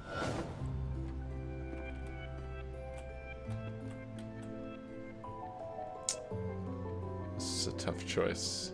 This room wrapped back around to the stairs. Well, it ain't that. That's this room, so that's definitely a no. It is this room, right? Yeah. How odd.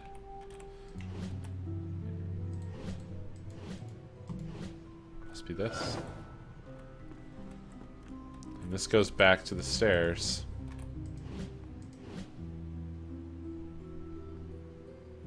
This feels wrong. Does it have wrong choices? No, it was right. Yeah, the long hallway. Yeah, I got mixed up about the orientation of the stairs, but it was right. And then this up here is just all attic. Right? It's this room, which it's already here, and then this is the other half of the attic.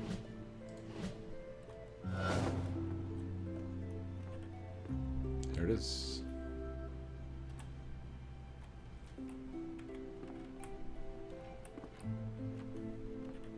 Oh, do I have to... Oh. Oh my.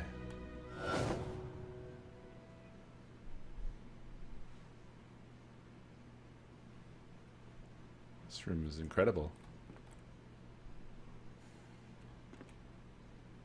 Whoa.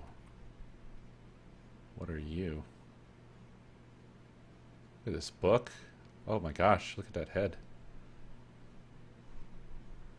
Wow, fantastic. A magician once lived inside an old house and made potions that let him see the future. People from the village came to the magician's house and demanded he share his potions with them. We want to see the future too, they told him. But the magician said no. The people from the village grew angry and burned the magician's house. But the magician knew this would happen. He had already cast a spell on his potion room. The house burned, but the room did not. The people from the valley waited, but the magician never came out. It's a cool drawing. Just a repeating room forever. Why are you standing there?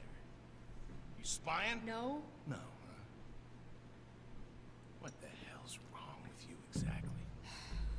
Nothing. You need to stop leaving your stupid stories around.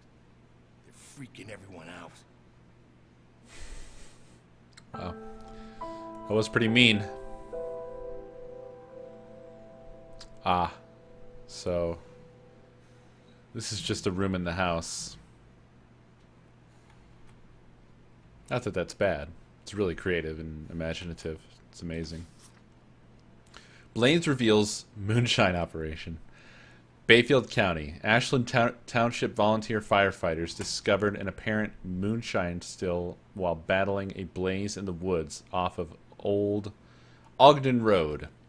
According to authorities, the still comprised a propane stove and 4-gallon stainless steel pot, which was used to hold the whiskey mash.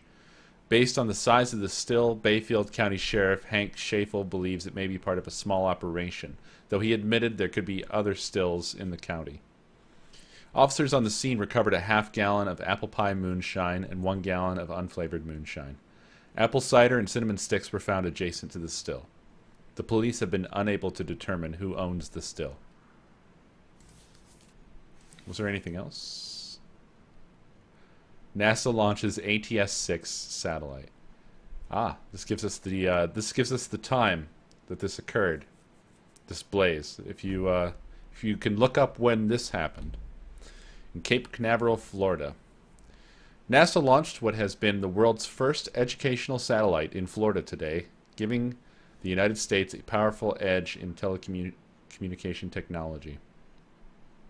The Applications Technology Satellite 6 will directly broadcast educational programming to several countries, including the United States, Canada, and India, and Australia.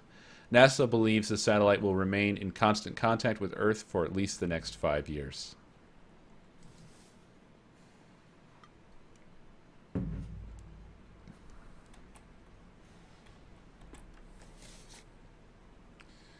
This is the story of the magician.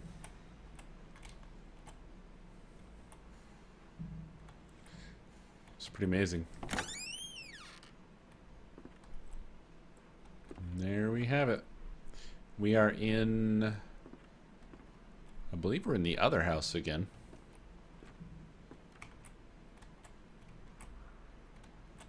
Yep. The first house. We found the secret room.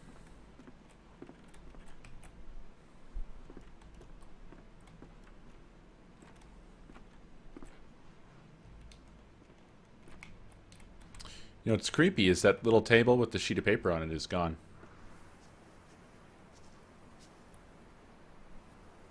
Who took it? Where'd it go?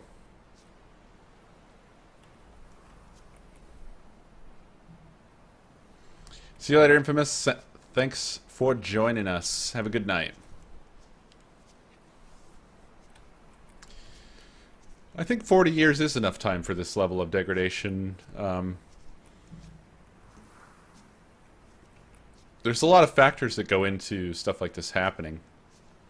This house here obviously burned down, or got burned out, was on fire and then put out. And, you know, there's also all kinds of other factors like animals or vandalism, squatters, rain, weather damage of other kinds, plants and weeds, all kinds of wear and tear.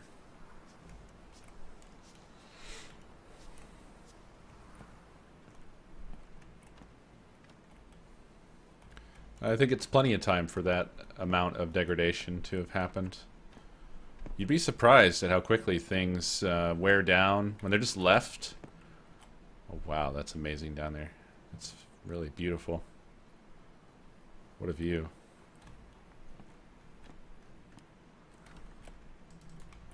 This doesn't even have buttons anymore. It's awesome. Ooh. Oh, I can't go off the edge anyway. Well, we can't operate that.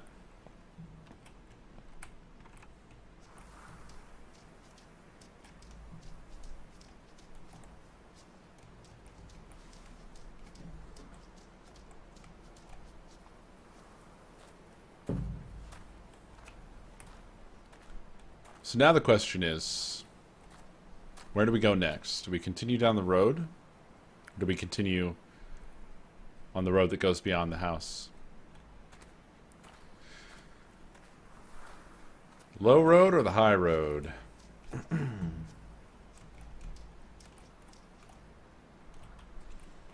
Which road has more to offer us?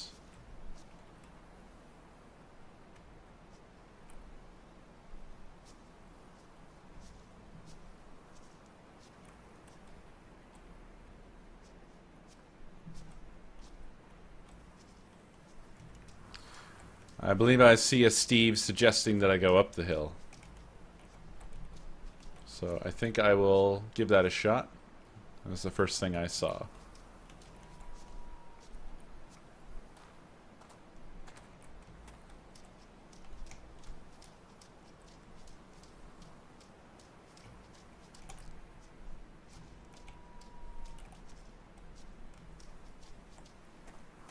So I'm just going to follow the road for a bit and see where it takes us.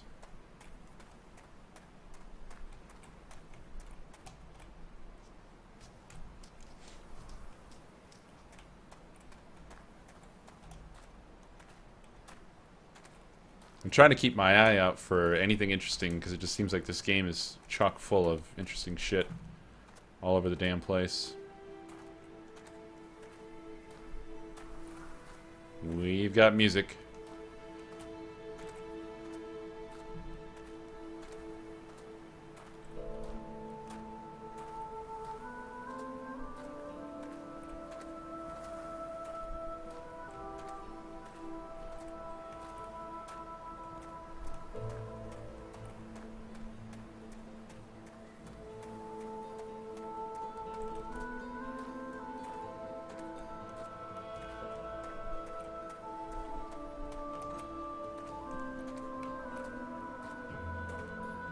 Oh, wow. Look at this place. This is beautiful. It's incredible.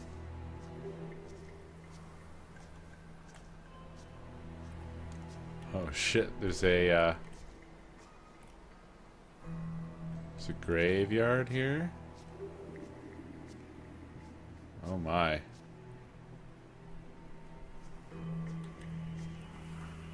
Very spoopy. Very, very spoopy. If you're not familiar with these, by the way, we had these where I grew up.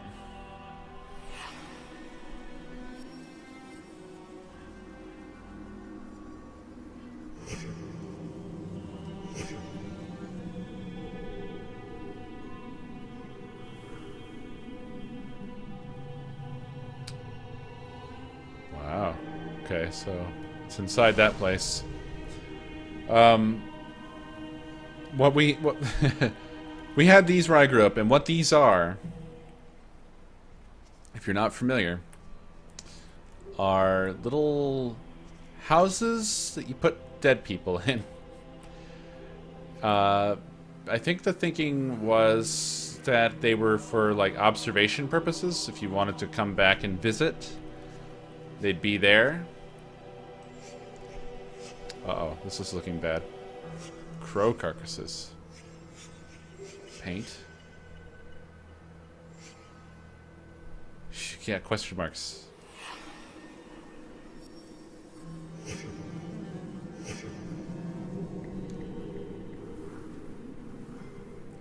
blackness. He's showing me blackness.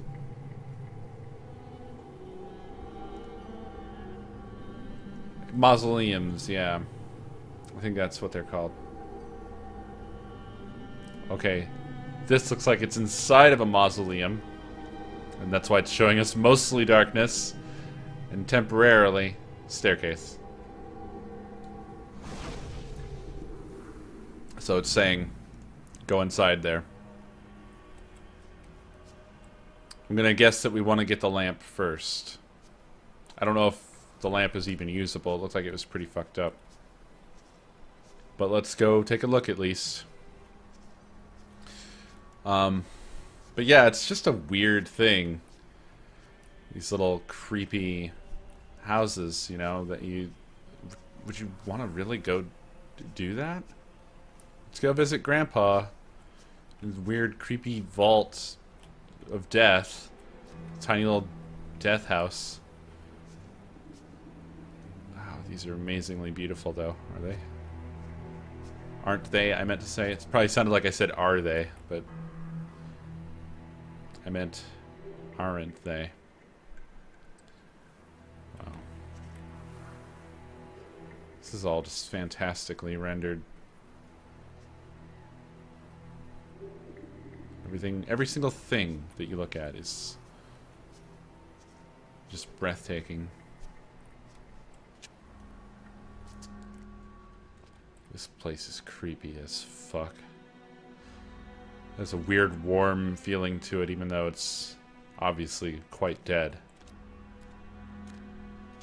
And dark.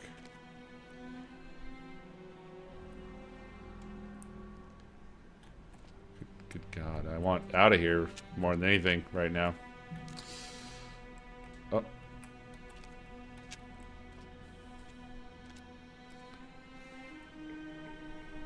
Broken stairs.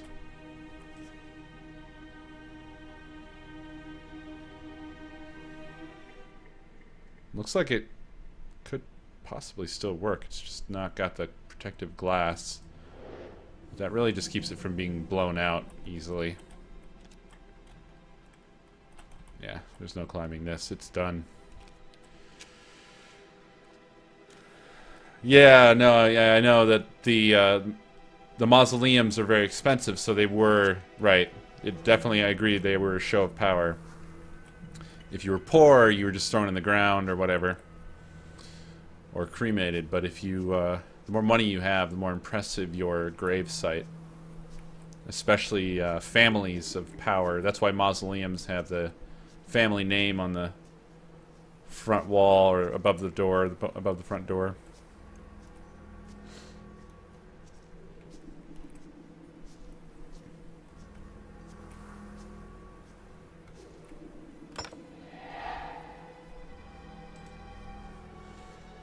Okay.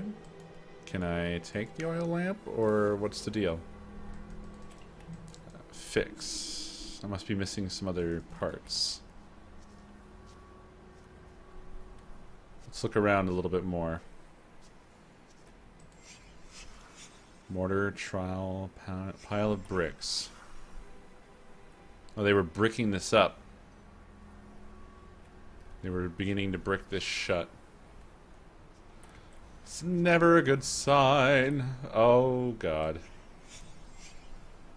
Bahenian Star, Wing of the Crow, Crow's Foot, Broken Cross, Death Rune, Necrocross, Witch's Foot, Sacrifice of Klepoth, Sigil. I love the way this is done. I just love every little bit of how this is all done. Oh God, these grave markers up ahead are disturbing, and wow, these roots coming out of the earth here are beautiful. I'm torn all over the place by everything I see. Several different footprints. Blood, human crow? Bloodstain. Maybe they were struggling with the birds. Yeah, this is fairly eerie and spoopy thus far.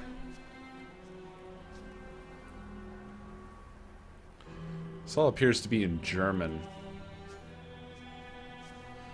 Which, once again, reminds me of home. A lot of the Midwest has German heritage in the families.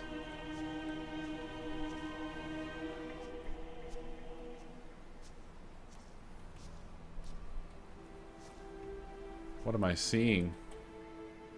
Fires? Torches?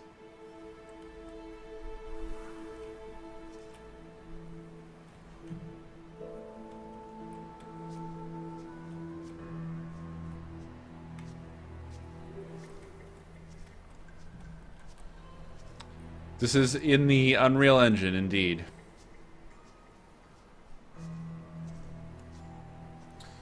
Okay, so I'm at a loss here. If there's something else around, I'm missing it. But I don't apparently have what I need to finish fixing the oil lamp. I grew up in Ohio. People come here for many reasons. They want to ask me questions about the future. But I can see the future. So it is the past that interests me. If you want to find my house, you must answer the questions I ask of you.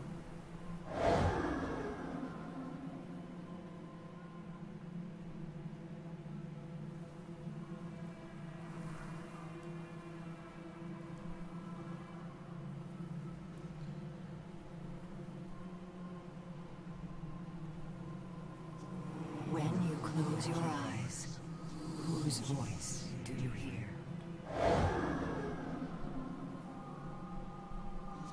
Do you feel victory when your words cause pain?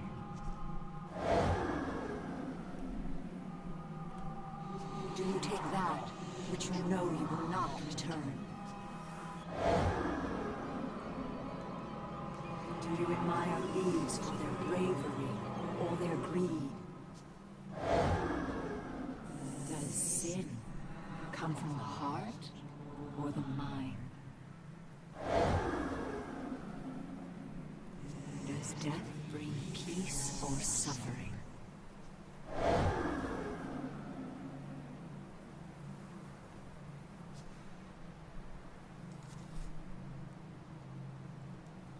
A beautiful woman sat by a river. A witch approached and told the woman she was to have a child. The woman began to cry with joy, but the joy turned to fear, and she could not stop crying. Fear turned to sadness. The woman continued to cry. She cried for months, hardly sleeping, until the child was born. But the crying had aged the woman, and she was no longer beautiful. When he was old enough, her son climbed the mountain to find the home of the witch. He asked her if she could make his mother beautiful again. The witch asked the boy many questions. After hearing the answers, the witch told the boy she had lied to the mother about her child. The boy disappeared, and the mother was beautiful again.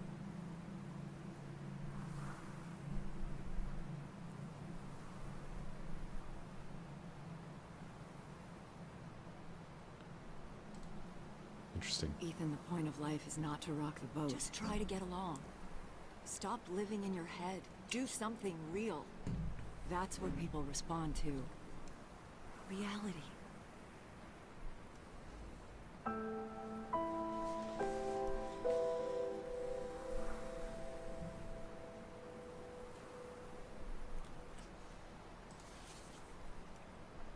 Ethan, honey, I'm sorry I yelled at you.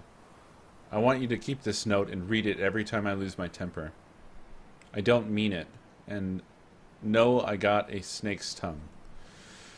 You're my little guy, my precious bean. You just gotta pull your head out of them clouds, okay?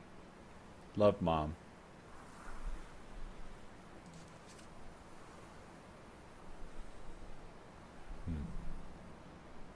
The torches are gone.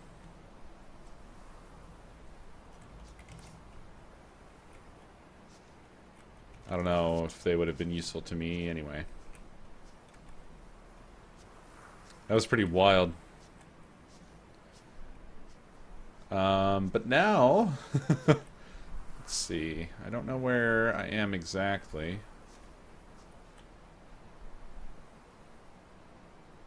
I don't think it's that way. I think the graves were back this way. Up there? Yeah, they're there.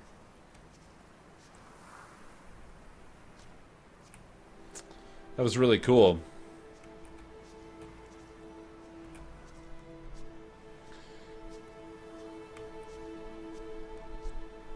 This game is so engrossing. I'm just like looking all around. What else is there? What can I see? What does this game have to tell me?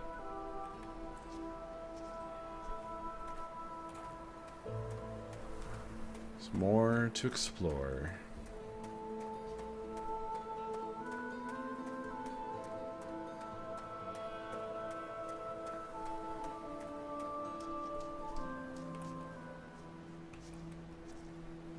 Okay, so we're back in this place again.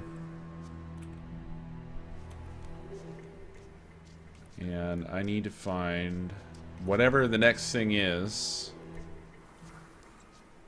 Or at least I feel like there's a next thing, but I could be wrong. I just thought that I'd be able to fix the lantern, because it said fix. And then that we'd be able to take it and go into the mausoleum, but it doesn't appear that we're going to be able to take it with us, because I'm not seeing any other relevant thing in the area.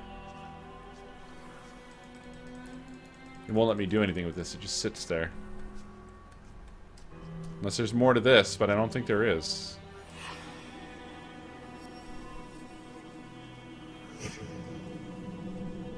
It's down inside.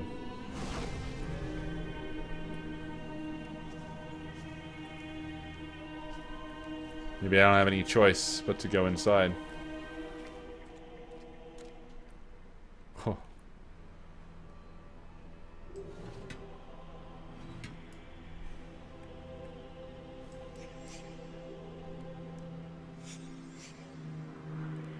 Crow?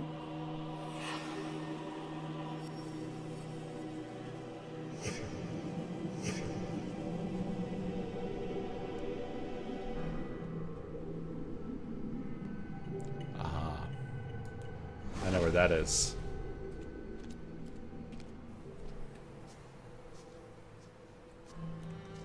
This game reveals itself to you one step at a time.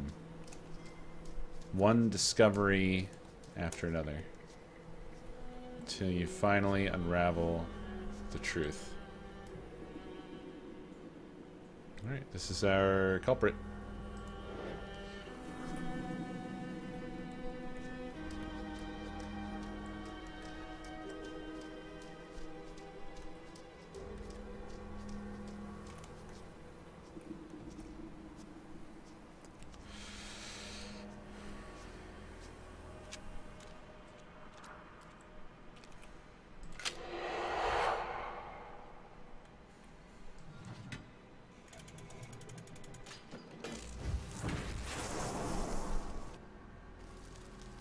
Oh my. I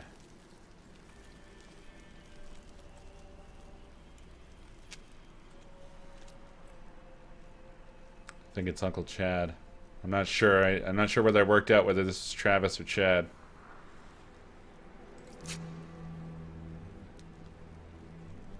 It's a blade with a crow on it.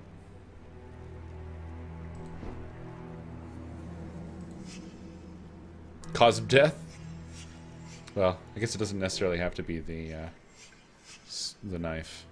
Facial cut, shallow, minimal bleeding, blood streaks, back wound, single attacker, multiple attackers.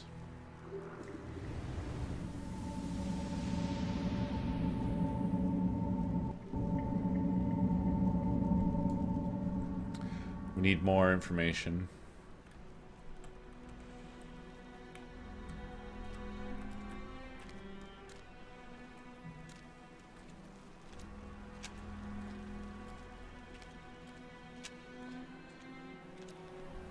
Need to know more.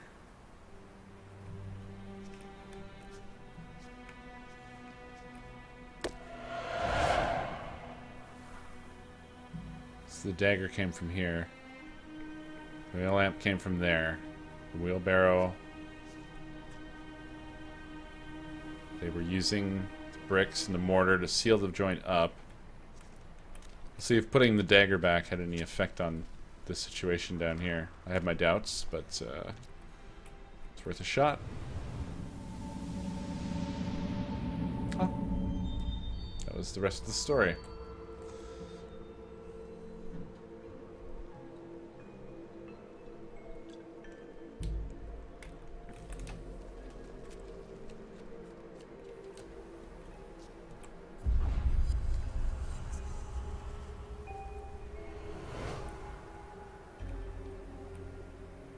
There's Mom and these two, who are either Chad or Travis. I feel like this guy must be Travis. He looks like a Travis to me for some reason. And this is Uncle Chad, perhaps.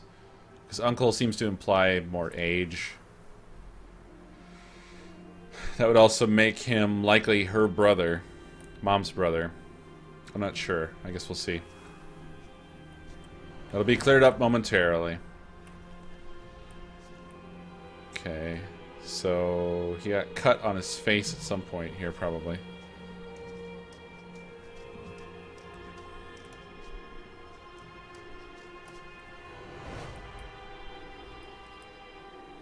Oh, there's Mom and Dad. So Dad's here as well.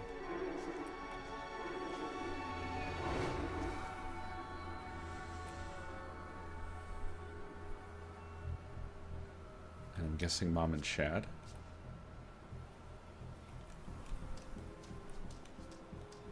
I'm not sure.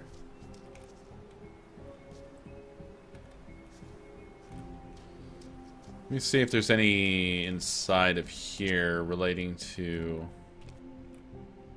the broken lamp. It's looking like a no, though. It's just a broken lamp. Oh god, this game could just throw some jump scares in there and easily kill me at any moment. Just straight up murder me dead very easily. Because this is so goddamn immersive and so well fucking made that I can just I could be murdered with just a simple jump scare at this point, I feel. So they got in a fight. But why? How did they get to this point? His face got slashed. We end up over here. Obviously, it's going to be heading down there. That's going to be the end of the story. Or is it? Wait. Does she still have the lantern at this point? She does, and it's not broken.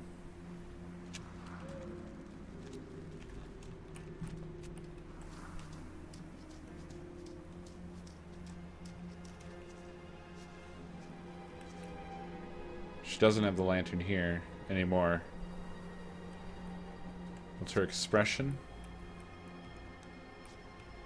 Is she smirking?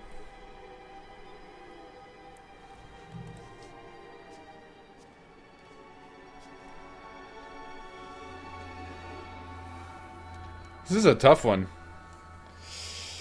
Oh, I'm not sure what order things have happened in.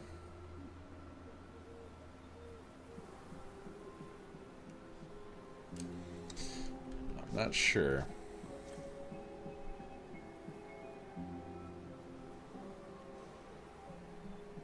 I'm thinking like, okay, we're gonna kill Travis.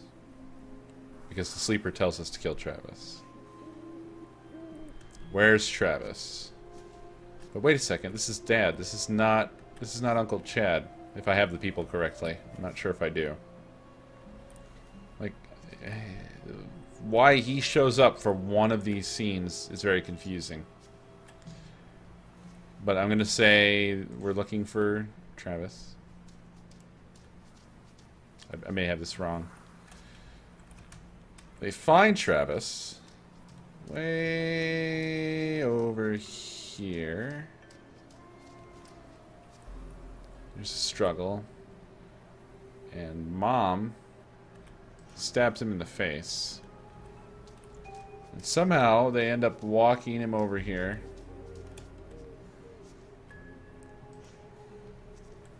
And getting him down into the mausoleum. Maybe he can't see. Maybe they're pushing him along.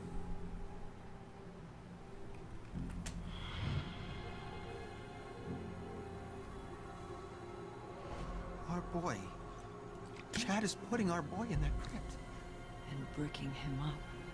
Giving him Ah, to the so this is Citadel. Travis, I guess? No, that's Dad. Damn it, so I've had them all wrong. He's the dad. The other one's Travis. This one here. What the hell's going on? Where's it? Oh, it falls apart. I have it wrong. I think these are flip-flopped. These are flip-flopped. No. This one's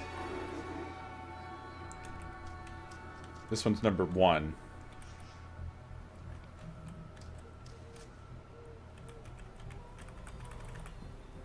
Or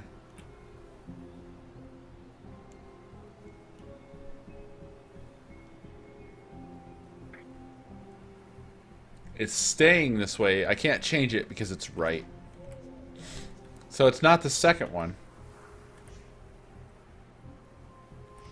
It's perhaps the last one? I think it's the last one.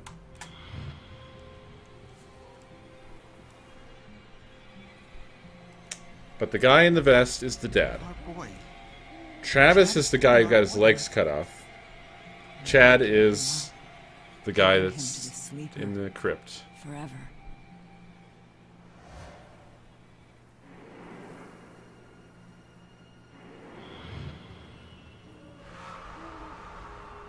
Chad, get off of him! Fuck.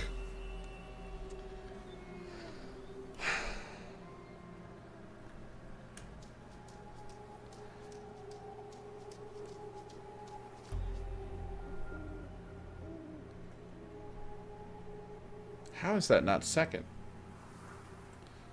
If it's not second, then when does it happen? This makes it look like they're walking him into the crypt. What's the clue? Oh, wait. Oh, no, okay. Alright. I thought that was Travis for a second. I was like, okay, wait. Now something's really out of whack. There used to be a brick here. Wait, there was a brick. Who has a brick? You don't have a brick. You don't have a brick. Where does that brick end up?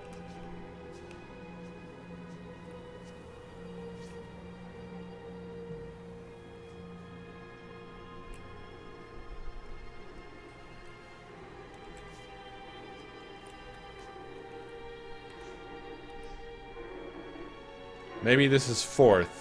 And finally she kills him here. Like, maybe they were trying to talk him into the crypt. They were trying to talk him into the crypt. He was all fucked up. And then they were going to brick him in there. Or maybe they were talking him out of it.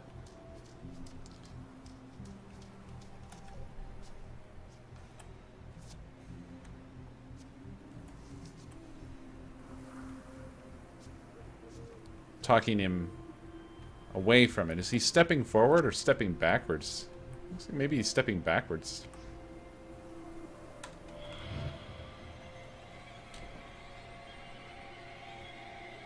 Our boy. Okay, we got this one. You know he's harmless. You know this is wrong. Chad, finish those bricks before he wakes up. Ooh. Chad, let me see it. Get the hell away from me. This is Dale's fault. He should have been helping. Dale's weak. He always has been. right. Dale's the dad's name. Chad, get off of him! He's your brother! Get off of him!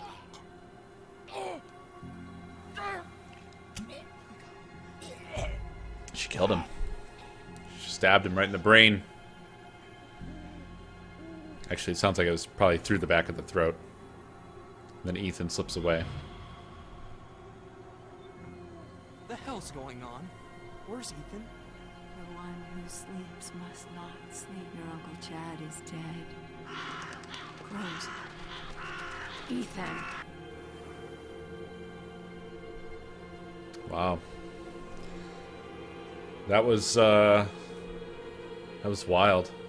I really, like, it was very hard to put that story back together. But it's very satisfying to do so. Where do you want me to go now? It's not right. Ethan's our boy. Dad, I need to get into the mine. What? Mine? My key. I don't have it. I guess I'll use the tunnel near the gate. Just keep Mom away from me, all right?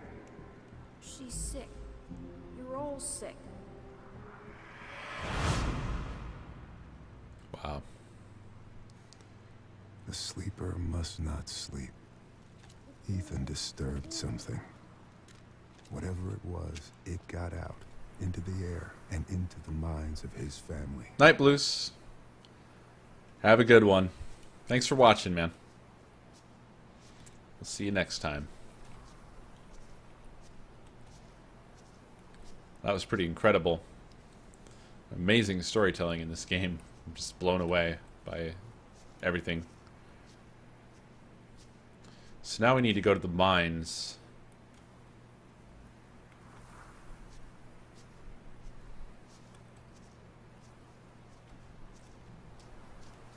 But where are the mines?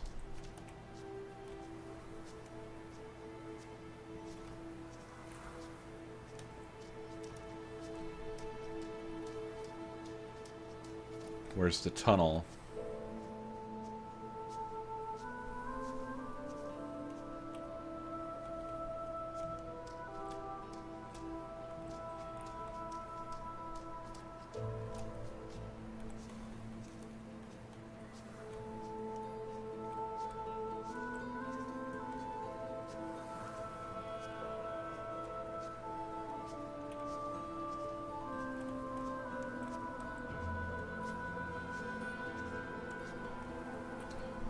This game is just so beautiful. Okay, so I think we're kind of... It looks like we're done with this portion over here where the church was and all that. Nowhere else to go, so I have a feeling I'm going to end up back on the road. Yeah. Yeah, it's all funneling me back down towards the house. And then I believe that the tunnel is going to be off to the left here.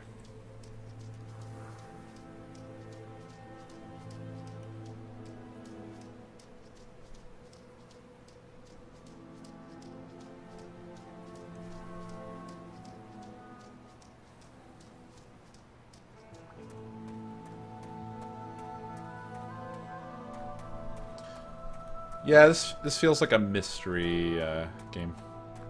Good night, Rose. Thanks for joining us, I've as stepped always. through too many portals, been present in too many worlds simultaneously. Bits and pieces of me stay on the other side, waiting. Whenever I return, I bring parts of those worlds back.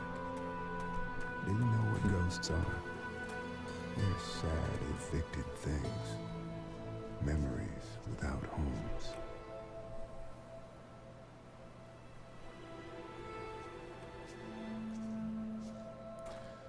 It's kind of beautiful and depressing and poetic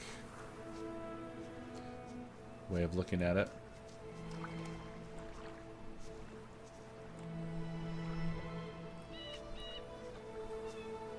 You don't necessarily have to take it literally. Kind of applies to just real life. Kind of like the stuff we were talking about earlier, of just things that are like lonely, abandoned things. Past achievements that are covered with dust and forgotten. Because everyone who had anything to do with those things left, or died, or moved on, or forgot.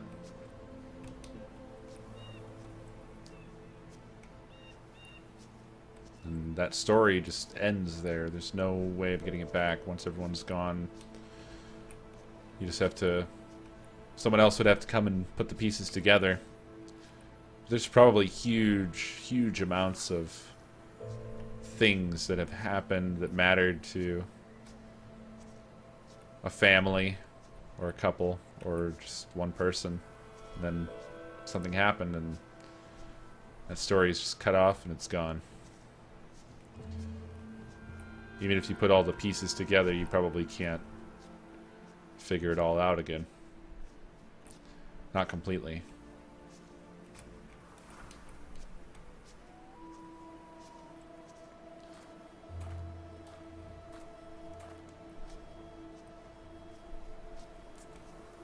Is this a cave? Or just a funny looking rock? Yeah, it's just a funny looking rock.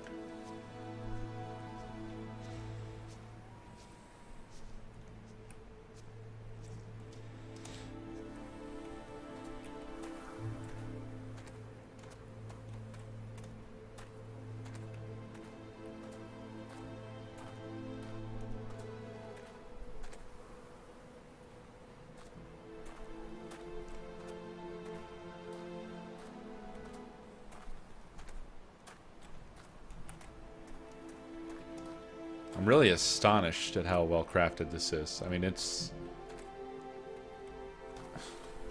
just phenomenal, but it's almost unbelievably so. Like, how did they craft this?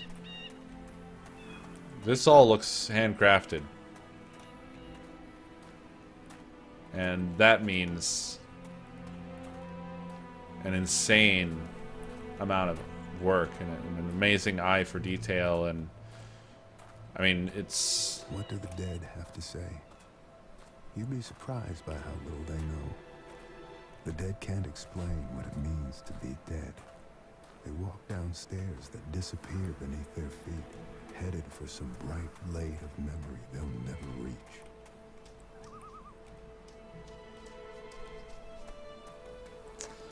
I'm gonna go back and visit the gate because I feel like I'm progressing without having taken a moment to be told that I can't go through the gate or whatever else.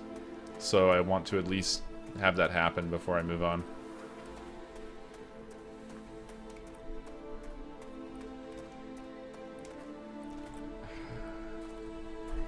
Just look at these rocks here. This just looks fucking real. If you take a screenshot of what we're looking at right this moment, you know, apart from my shit that I have over the top of the game, of course, you could probably fool plenty of people with that into thinking that it was a photograph. Well, obviously non-gamers would be probably pretty well fooled. We know what to look for, of course, like lack of anti-aliasing or something like that, or just whatever. Something that looks flat instead of three-dimensional. Oh boy, this place looks fun. It is all locked up though. Didn't trigger anything, but at least we stopped to look at it. I'm glad we did. It was, it even had its own custom sound. Sort of a low wind. Oh, look what I missed. I missed the way into the mines entirely. I was about to blow it off completely. It's a good thing I came back. Alright, well this is the perfect time for me to take my hourly break. So I'm going to get up for 5 minutes, stretch my legs and all that. So stay tuned. We will enter the mines when I return.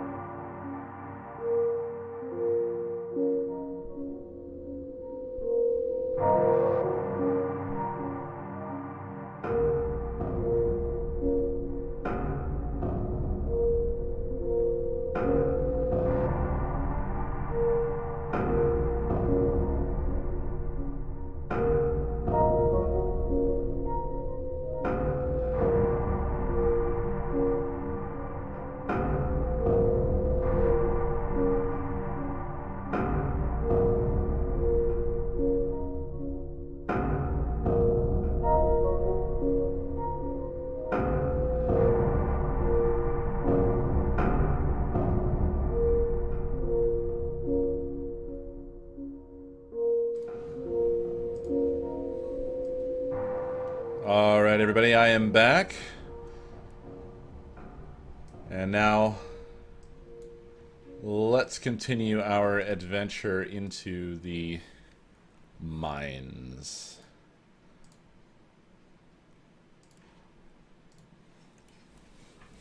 Alright. Let me just crack this drink open. And we can go. Oops. Wouldn't those quote-unquote broken ads be...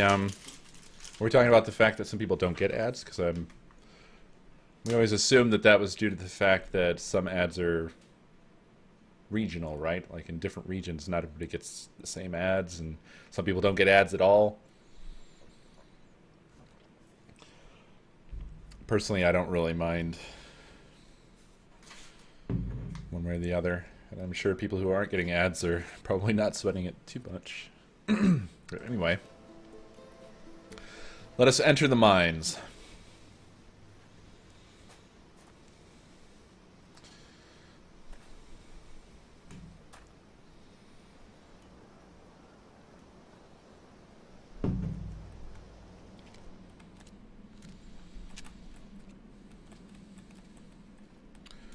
It's very dark.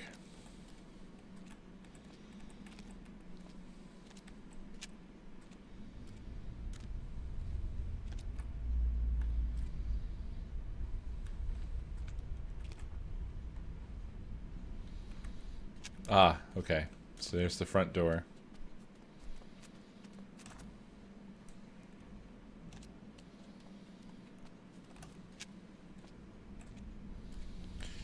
So he told his dad that he was coming here, which was probably ill-advised, but I can understand from a kid's point of view, you'd probably be reaching out to any of the adults in your life in this situation, hoping for something to hold on to. Someone who hasn't lost their mind.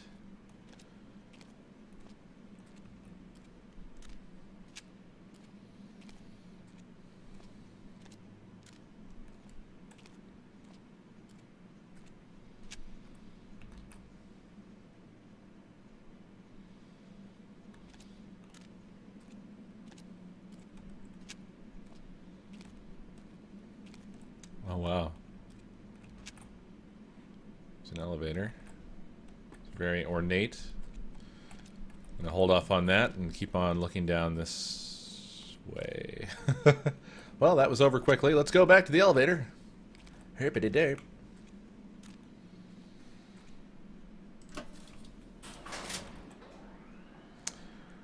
I feel like we missed a step.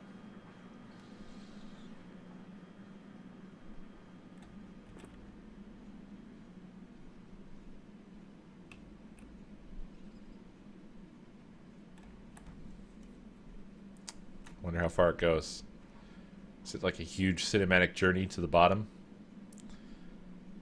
And we have to wait for all of that to play out? Okay, come back up.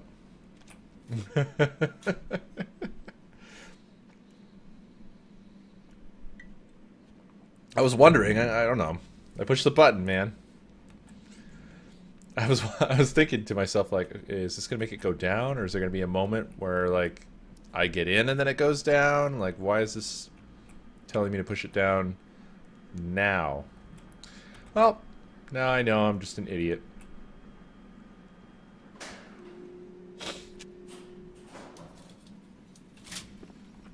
Okay. Here's our button that we really want.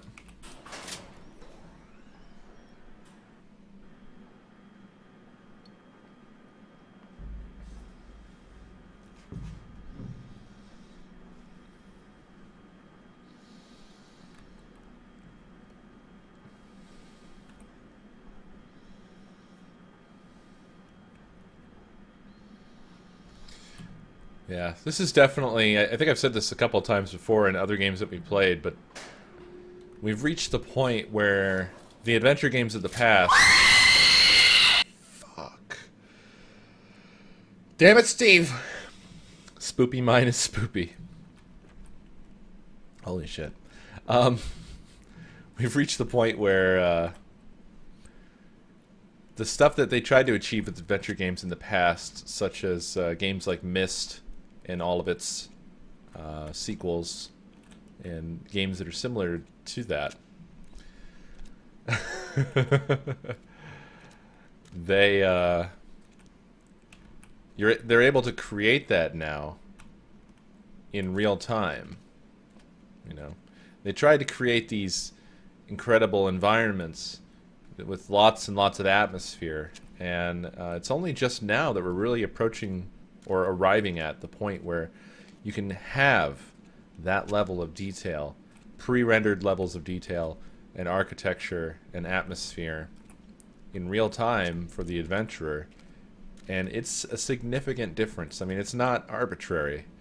It's not something you can shrug off. I mean, if you look at what we've been through to come to where we are now, in terms of you know, when we went from 2D to 3D, and we've gone through all these different iterations of different generations of three-dimensional games, and every single generation feels like it's the cusp, like this is where it's at, this is how games are now from now on. This is unsettling.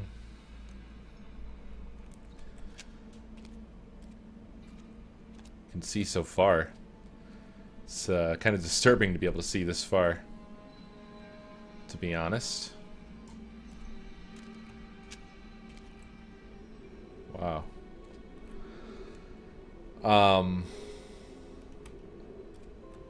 Yeah, every generation feels like this is how games are now. Like, from now on, games will be like this. That's what it feels like. And that's normal, I think. Pickaxe rack, missing pickaxe.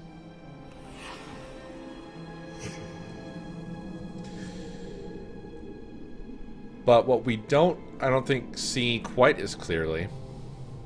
Speaking of not seeing clearly, what the fuck? Just total darkness. So the pickaxe is that way.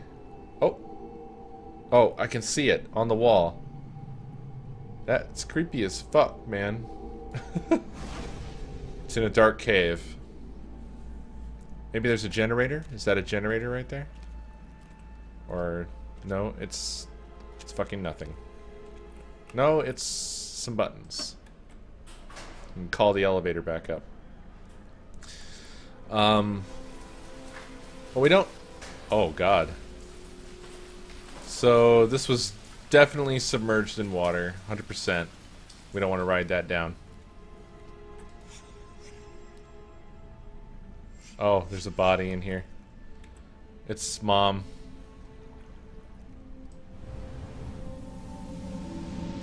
Alright, we gotta figure out how Mom was killed.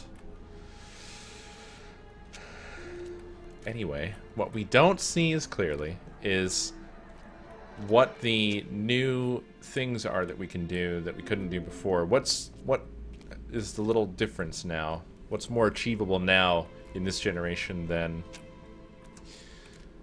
the generation before it and the one before that?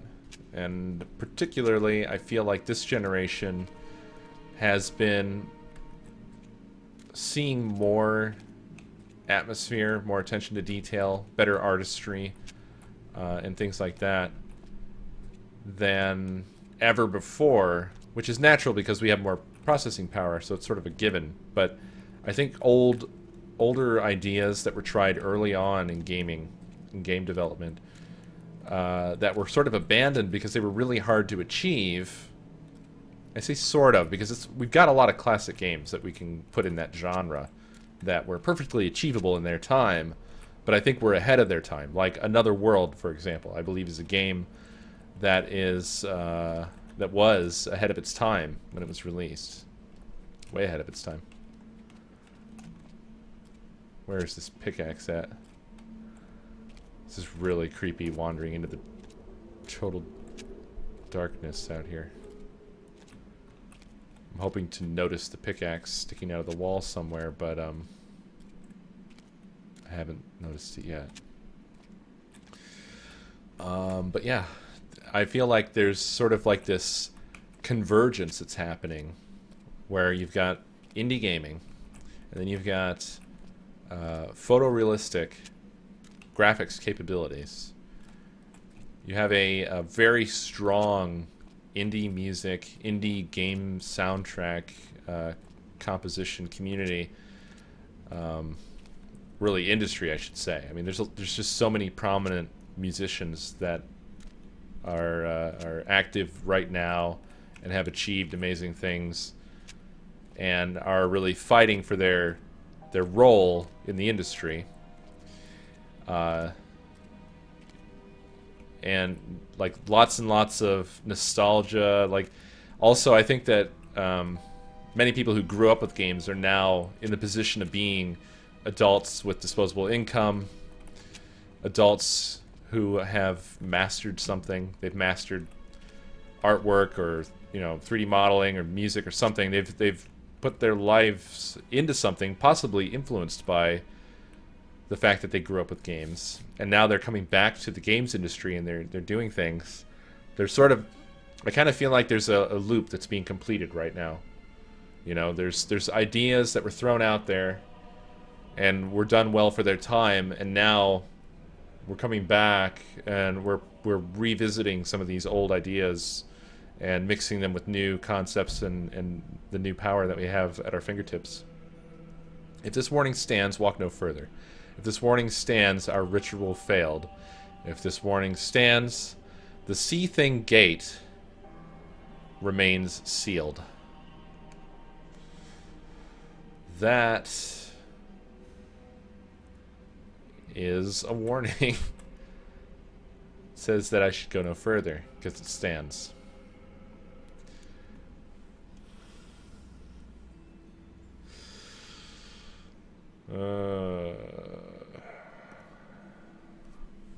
Anyway, those are just some of my feelings about games like this. I want to go further. I want to learn what this means. I wonder if I've gone too far, though. Let me look more closely at this here. It's a labyrinth. Where are we right now? I have no clue. We have a long, straight hallway ahead of us. I don't see anything that really is much of a long, straight hallway except for this thing that starts with an X. That must be us. That X must be where we are. I'm going in. I choose not to heed the warning. The last line made me feel more safe than the first two lines, because it said the sea thing gate is closed. Well then, good. Thank fuck that the sea thing can't get out. It's a dark path here. I'm loving the design here with the little plants and the candles all along.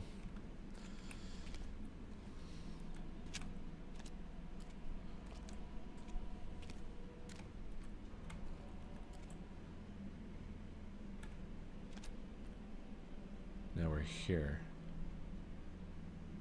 Okay, well that one big square area is that way, and that looks like it's probably the most interesting area down here. So I'm gonna go over there. We're gonna give that a look-see.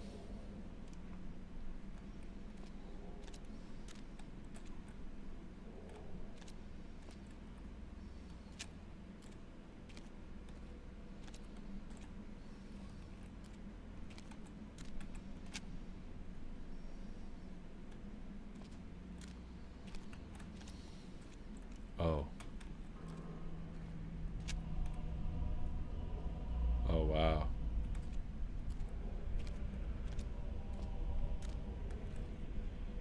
Uh-oh.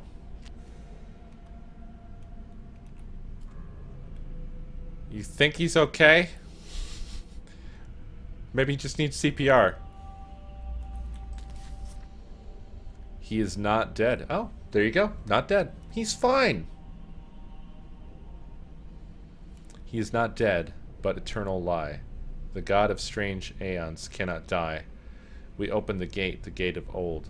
Its guardian eyes have long grown cold.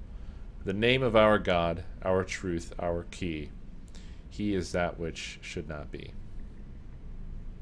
Oh, he is that which is, which should not be. The actual name up at the top has been cut away, but it glows like it's on fire. I guess I should say it's been burned away.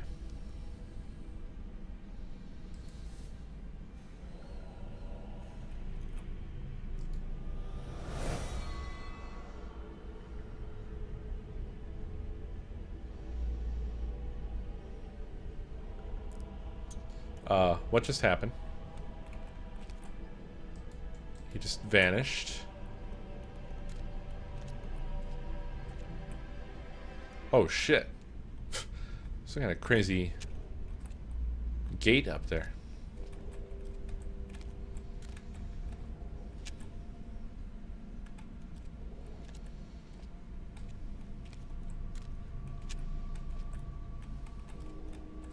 Which way did it go, George? Which way did he go?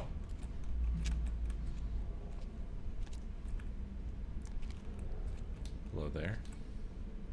Oh, okay. I figured out which way he went. You're looking well. Okay, so how do we work the Stargate? Manipulate gate. W. Well, this was the first one on there, and this is the last one.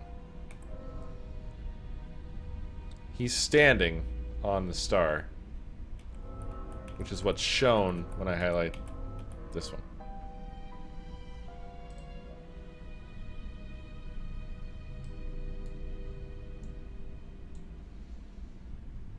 I don't know what they mean by rotate. I'm clicking and it's not doing anything.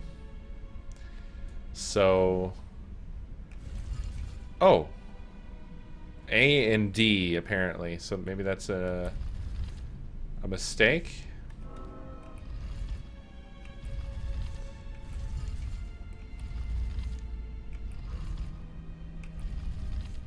Yeah, we're punching in the star coordinates here. Okay, so that was those two, the first and the last. And then these ones here could be just fucking anything, for all we know. And there's more than 6 altogether. I think. Yeah, this one's different. This one's different, and not represented by any of those. This one's different and not represented by any of those. So there's 3 that aren't represented by the other 5 there. So there's 8 altogether, I guess.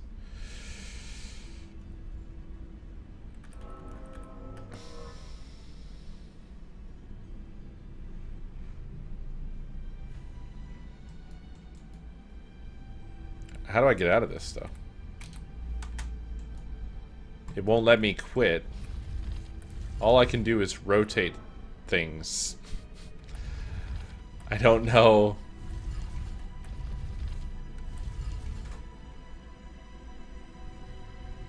I would love to go explore the maze. But I am a prisoner here now. I really... Escape does nothing. Clicking does nothing. Q, E, clicking, mouse wheel. Oh, exit. Okay, there it is.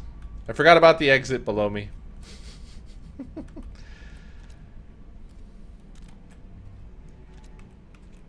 Alright, I'm gonna go look around then.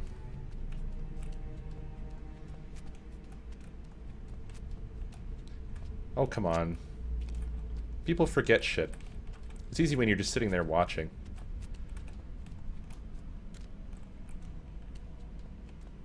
And it also had an incorrect explanation of the controls there. So it's not like I'm the only one who fucked up.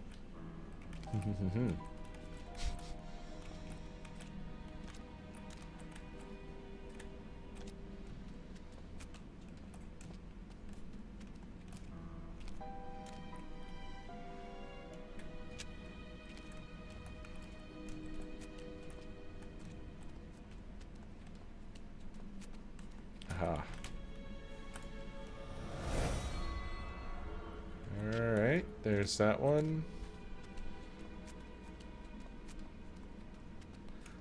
I feel like I shouldn't really be working this out right now, though. I feel like maybe the investigation of the mother's death is probably intended to be before this. Who the hell knows?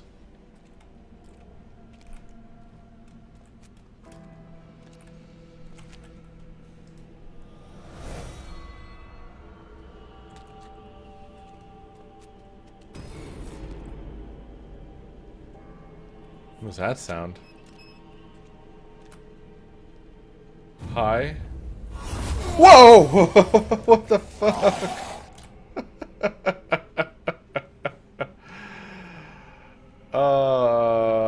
Okay. So it kicked me out. Whew.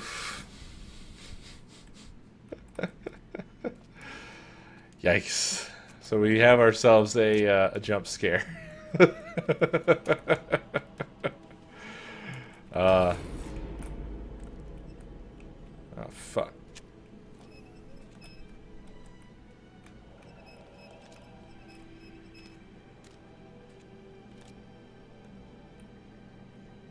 So we have to avoid his ass. Whoa! Okay, Jesus Christ!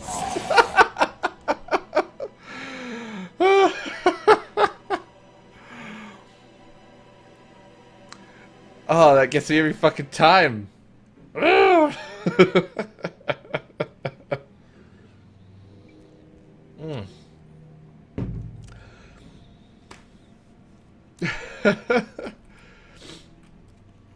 Holy shit. Okay. He's unavoidable once you've activated him. Well, it took longer for him to jump scare us that time. So, I'm wondering if I just stay the fuck away from him. Like, just run away and don't look at him too long. Maybe he won't jump in our face. Nah, mean. Yeah, he just spawned in that dead end. So he just spawns at some point. Apparently at random time. And around a corner from you, so you have time to react. And basically, we have to just go all over this place. And watch out for that shit.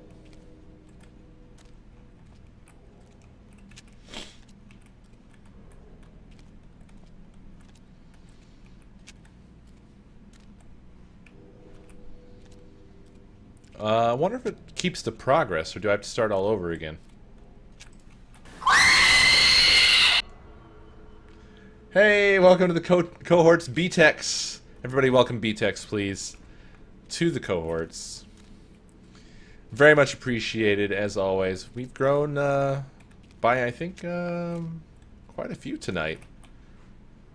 At least 5, if not more, so very cool. Thank you very much.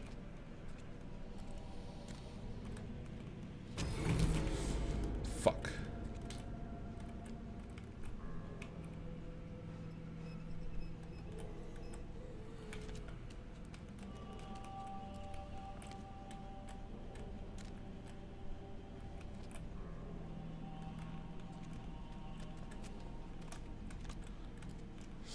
Fuck.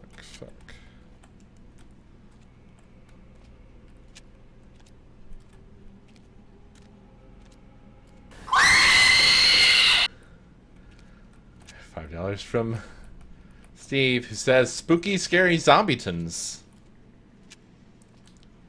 He speaks the truth. You speak wise and true.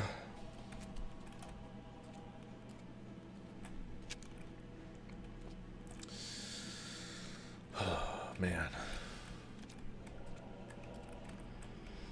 I'm gonna go back to the big room real quick and check things out. See if it's saving my progress here, because I'm not seeing other bodies.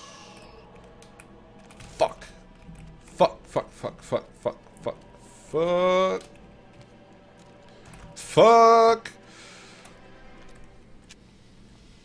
Okay, we're not gonna do that. We're gonna do this.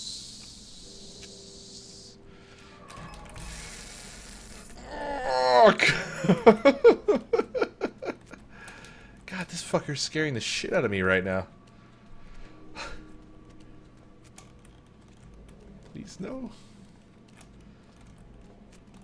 Gotta get to the big room again.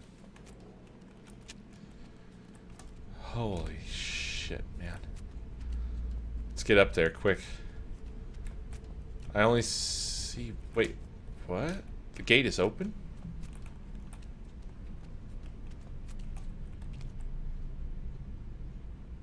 I don't think I found them all. There's only 4 here. But that... Does that mean it's saving my progress? Did I find 4 just now?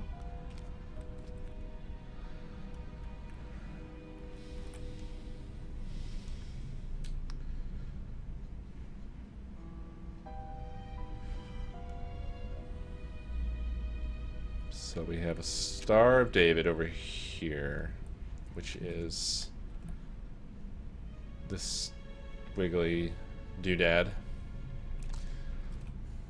So that's the answer. Let's see. Where's this? There it is.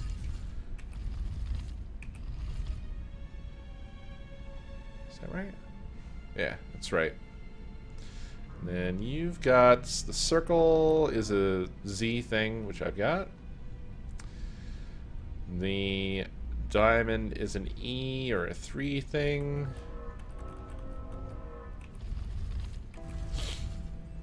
Wait, is it that one? No. No, it's not that one. I'm sorry. Excuse me.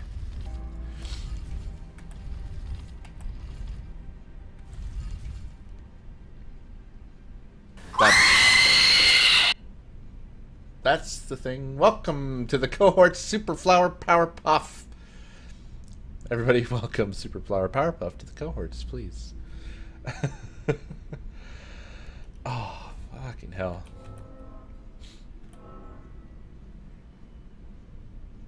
The square appears to also be a Z thing. Oh, shit. I've unleashed the C thing with the Z things. Oh, goddamn! Oh! Okay. Holy shit.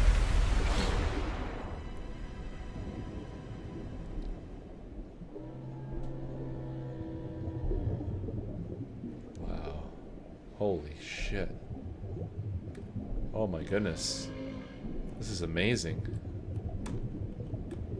It's just absolutely incredible.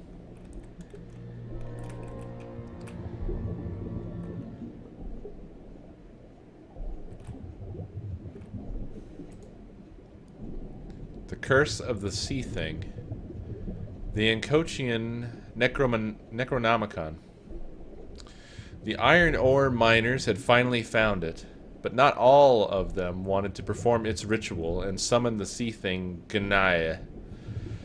One miner realized the ritual would unleash Ganaya's flood upon this world. And so the miner had no choice but to stab the others with the shards of magic Eltdown. Ganaya, in response, or Naya, I guess it would be, cursed the miner, who now wanders the mine, doomed to prevent others from summoning the sea thing and flooding the world forever.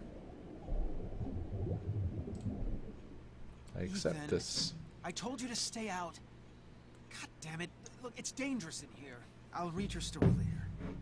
Okay? And, please don't tell your mother I'm in here. Alright? Okay, now, you go. Get back home.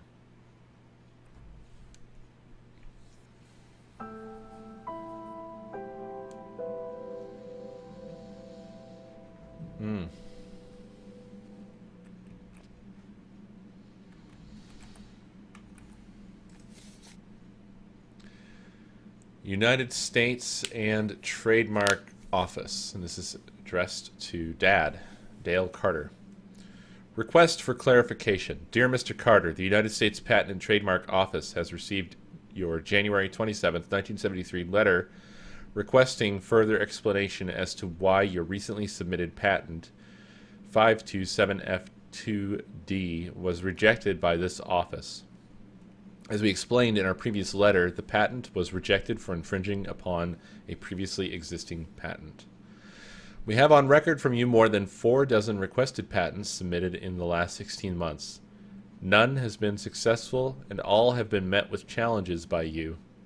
Mr. Carter, we would like to consider this matter and future matters administratively closed. Sincerely, James Mackey, Administrative Director. So there's that. Dale, get your shit out of our basement. Bring it to the goddamn dump. I am so sick of stepping over your lifetime of failure on my way to the washing machine. I am not kidding. Either you move it or I burn it. Wow, she's just a cupcake. Well then. Guess we know who kills her.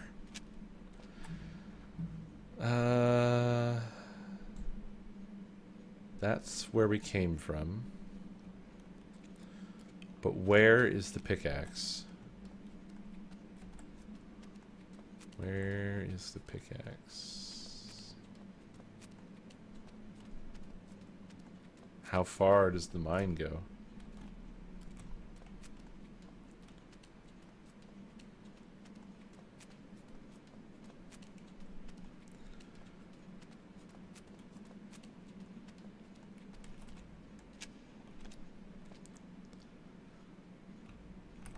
Actually, this is it. This is the end of the mine right here. It has a little sound to it. I'm not sure I needed that. Didn't need that. Nope. Didn't need the little sound. Wow, what is this? Oil or hot springs?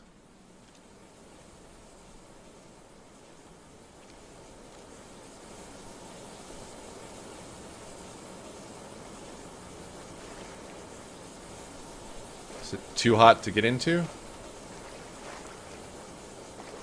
Apparently not.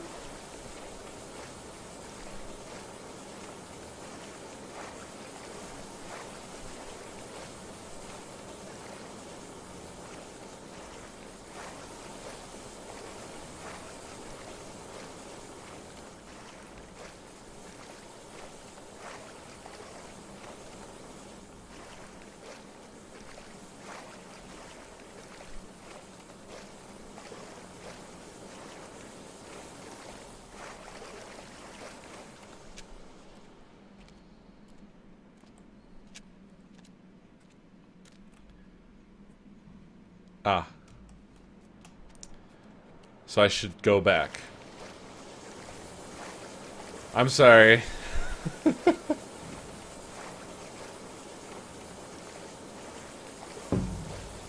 I should have realized that crossing through here was prohibitive enough that it was not part of the solving Mom's death mystery.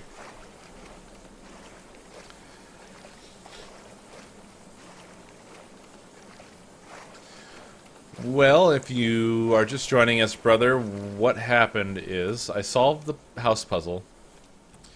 And after the house puzzle, I went up the road behind the house, as was suggested. And there was a church and some crypts, a graveyard, and another mystery to solve, and another unraveling of story. And it's a bit too detailed to get into, but it's sort of a separate chunk of stuff from what we're doing now, which is unraveling yet another murder mystery situation. We also just completed another story, like a side story piece that was really cool. So you missed that as well, unfortunately. But as far as the Who Murdered Mom, I think you're just in time for that. And I'm really engaged in this right now, so I'm probably going to keep going a little bit over. I'm not sure. This one isn't exactly a horror game, so I don't think that I want to do it too much. Like, I don't think I want to do it tomorrow night. So wherever we stop is wherever we stop. Although, if anyone has any ideas of how much more game is left and could let me know, that would be helpful.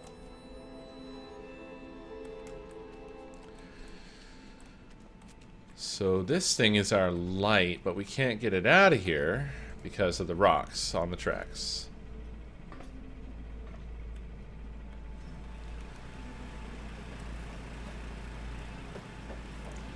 How do we get rid of the rocks? I wonder. Oh! That's one way. Alright, back it up, back it up. And let's see about... Oh, this is a little loop, actually, but can I change these? No, I cannot. But the turn off, it's already actually set up. Okay, cool. We're good. We're good. It's already good to go. It's already good to go. Steve! Where's the Balrog? What a question to ask. What a question to ask. We know where the Balrog is.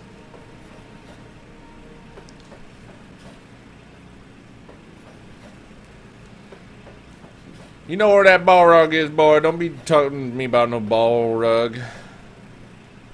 Oh, it's right there. Whoa! Whoa there. Whoa there, sassy.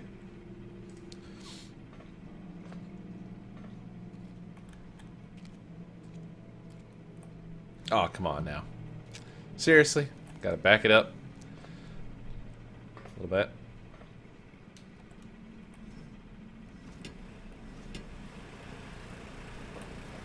There we go.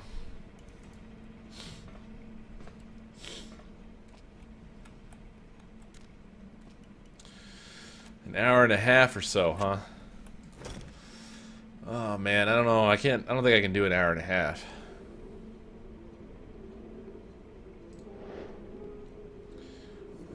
They killed the power. That's what they did. They killed the lights. This whole joint. Let's run that back real quick.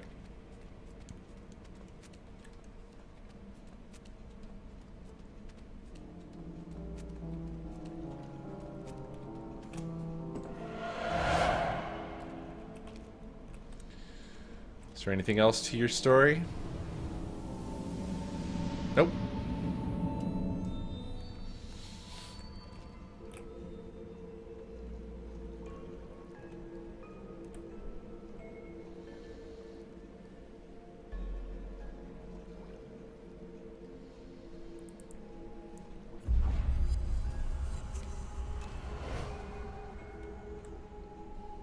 Hey there, Pappy.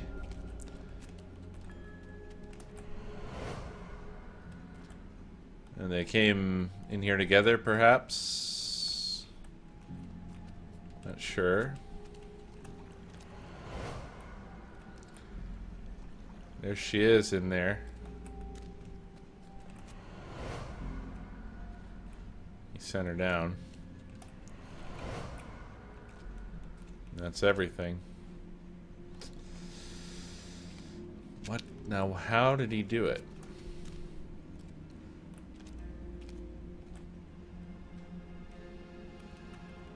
I'm gonna say they came in here together.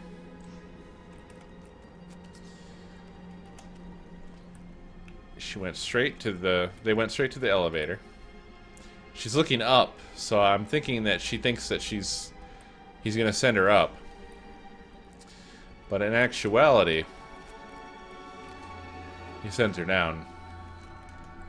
Then, he comes over here. He gets the pickaxe.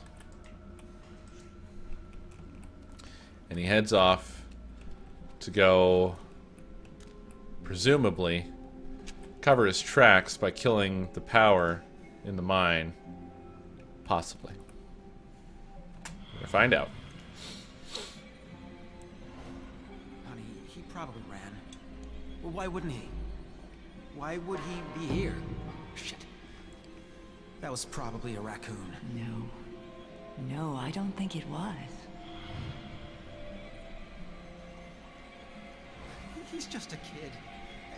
He didn't disturb anything. He just found a room in an old house. That's it! Our boy is the price. I'm going up there. The sleeper must not sleep.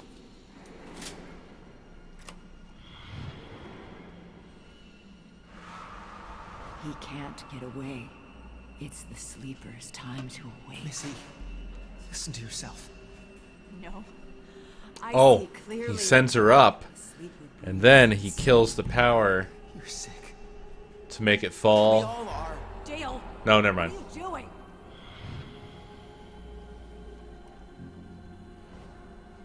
Now I'm not so sure anymore what the purpose was of this. Breaks the lock. Dale!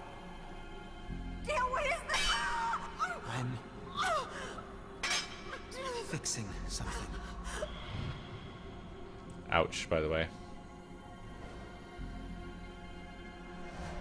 Dale, you miserable coward! Let me out! The sleeper demands to rise! The sleeper must wake up! The sleeper must wake up! The sleeper must...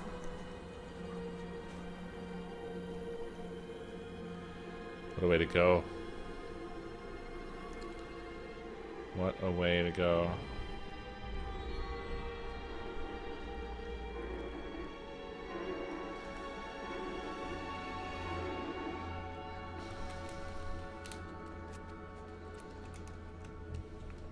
And now we learn why. Where's Mom? I thought I heard her voice. She's, still looking for you. You need to leave. Go through there. Through that water? It kind of looks like it's boiling. No, it's just a simple chemical reaction. It's not actually boiling. Where are you? I'll deal with your brother. Just go, now.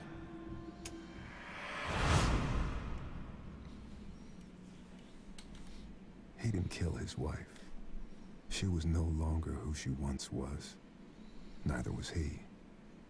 Something was using all this pain and death. Something was becoming stronger.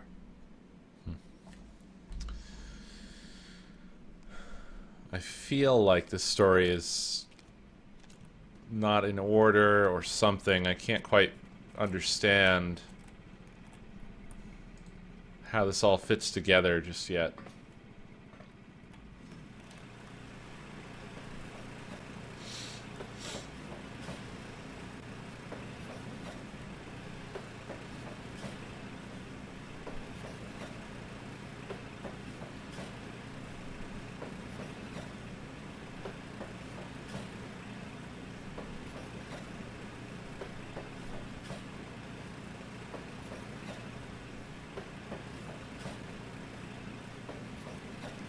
God damn, this just looks incredible. This looks so amazing.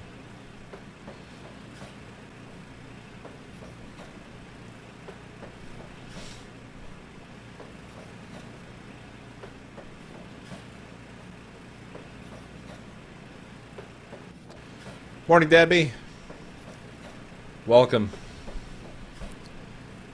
We are doing murder mystery stuff, apparently. That is what's on the menu.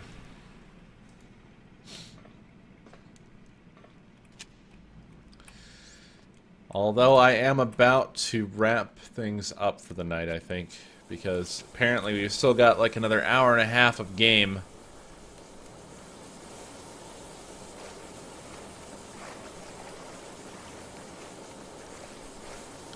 And I don't think I want to stay up that much longer. It's a little too long.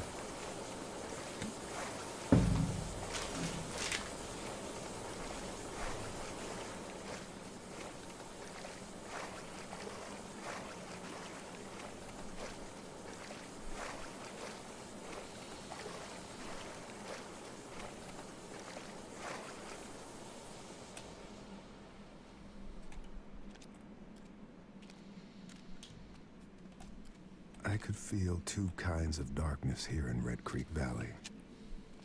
The first you walked into, and with any luck, walked out of. But the other darkness was deeper, stickier, unknowable. And it wanted me to leave. Sounds pretty bad.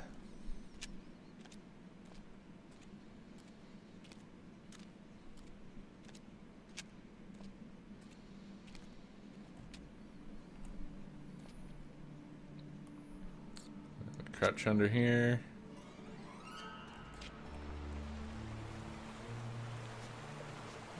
Oh, wow. Oh, we're down here now. By that place. Fantastic. Wow.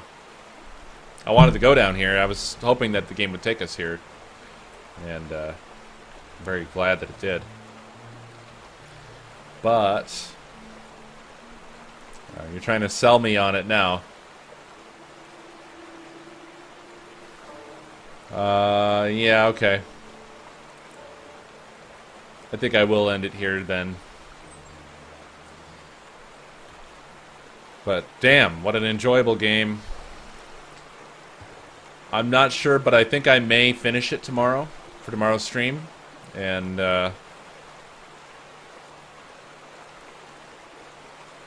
yeah, I'm glad we did this. I'm glad that we learned this story.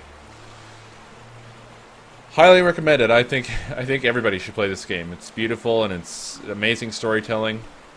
It's an example, I think, that many games should strive towards going forward. So as ever, everyone,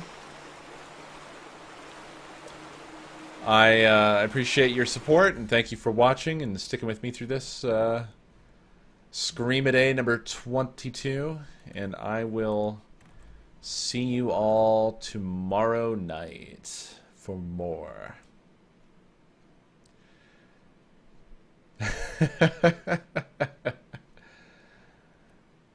See you tomorrow, everybody. Good night.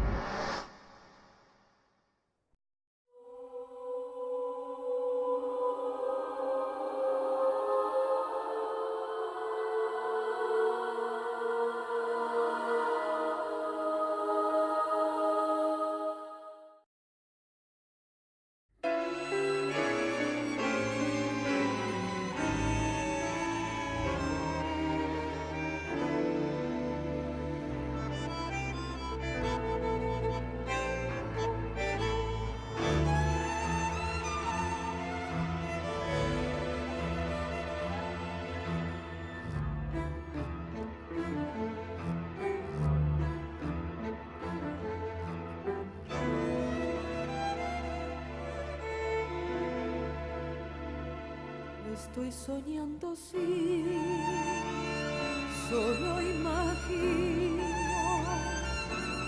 Todo es real, ojalá que así no fuera. Es solo otro día, otra noche fría. No sé si me buscas o si me esperas. Puedo ver en tus ojos y también tu rostro. Quiero verme amada y dormirme abrazada. Dime que me quieres, dilo por favor. No puedo dejarte y menos olvidarte. No puedo saber qué quieres de mí. Puedo tocarte, incluso verte. Ven hacia mí. Vamos más cerca. Puedo sentirte tan cerca de mí. No me persigas, no lo soporto. ¿Por qué me torturas? ¿Qué quieres de mí? Dime quién eres, dime dónde estás. ¿Qué quieres de mí? ¿Qué necesitas de mí? No puedo saberlo. ¿Qué quieres de mí? Dime quién eres. Dime dónde estás. ¿Qué quieres de mí? ¿Qué necesitas de mí? Dime quién eres. Dime dónde estás. Dime, amor, que me quieres, que todavía me anhelas. Cuando te acercas muy cerca de mí, puedo sentir tu dolor, tu miedo y aflicción. No sé por qué, desconozco la razón. Cuando te acercas muy cerca de mí, ¿nunca has sentido como si alguien te vigilara? ¿Nunca has sentido como si alguien te esperara? ¿Estoy soñando o solo me lo imagino? Ay, amor, te esperaré toda la vida. Te esperaré hasta la muerte.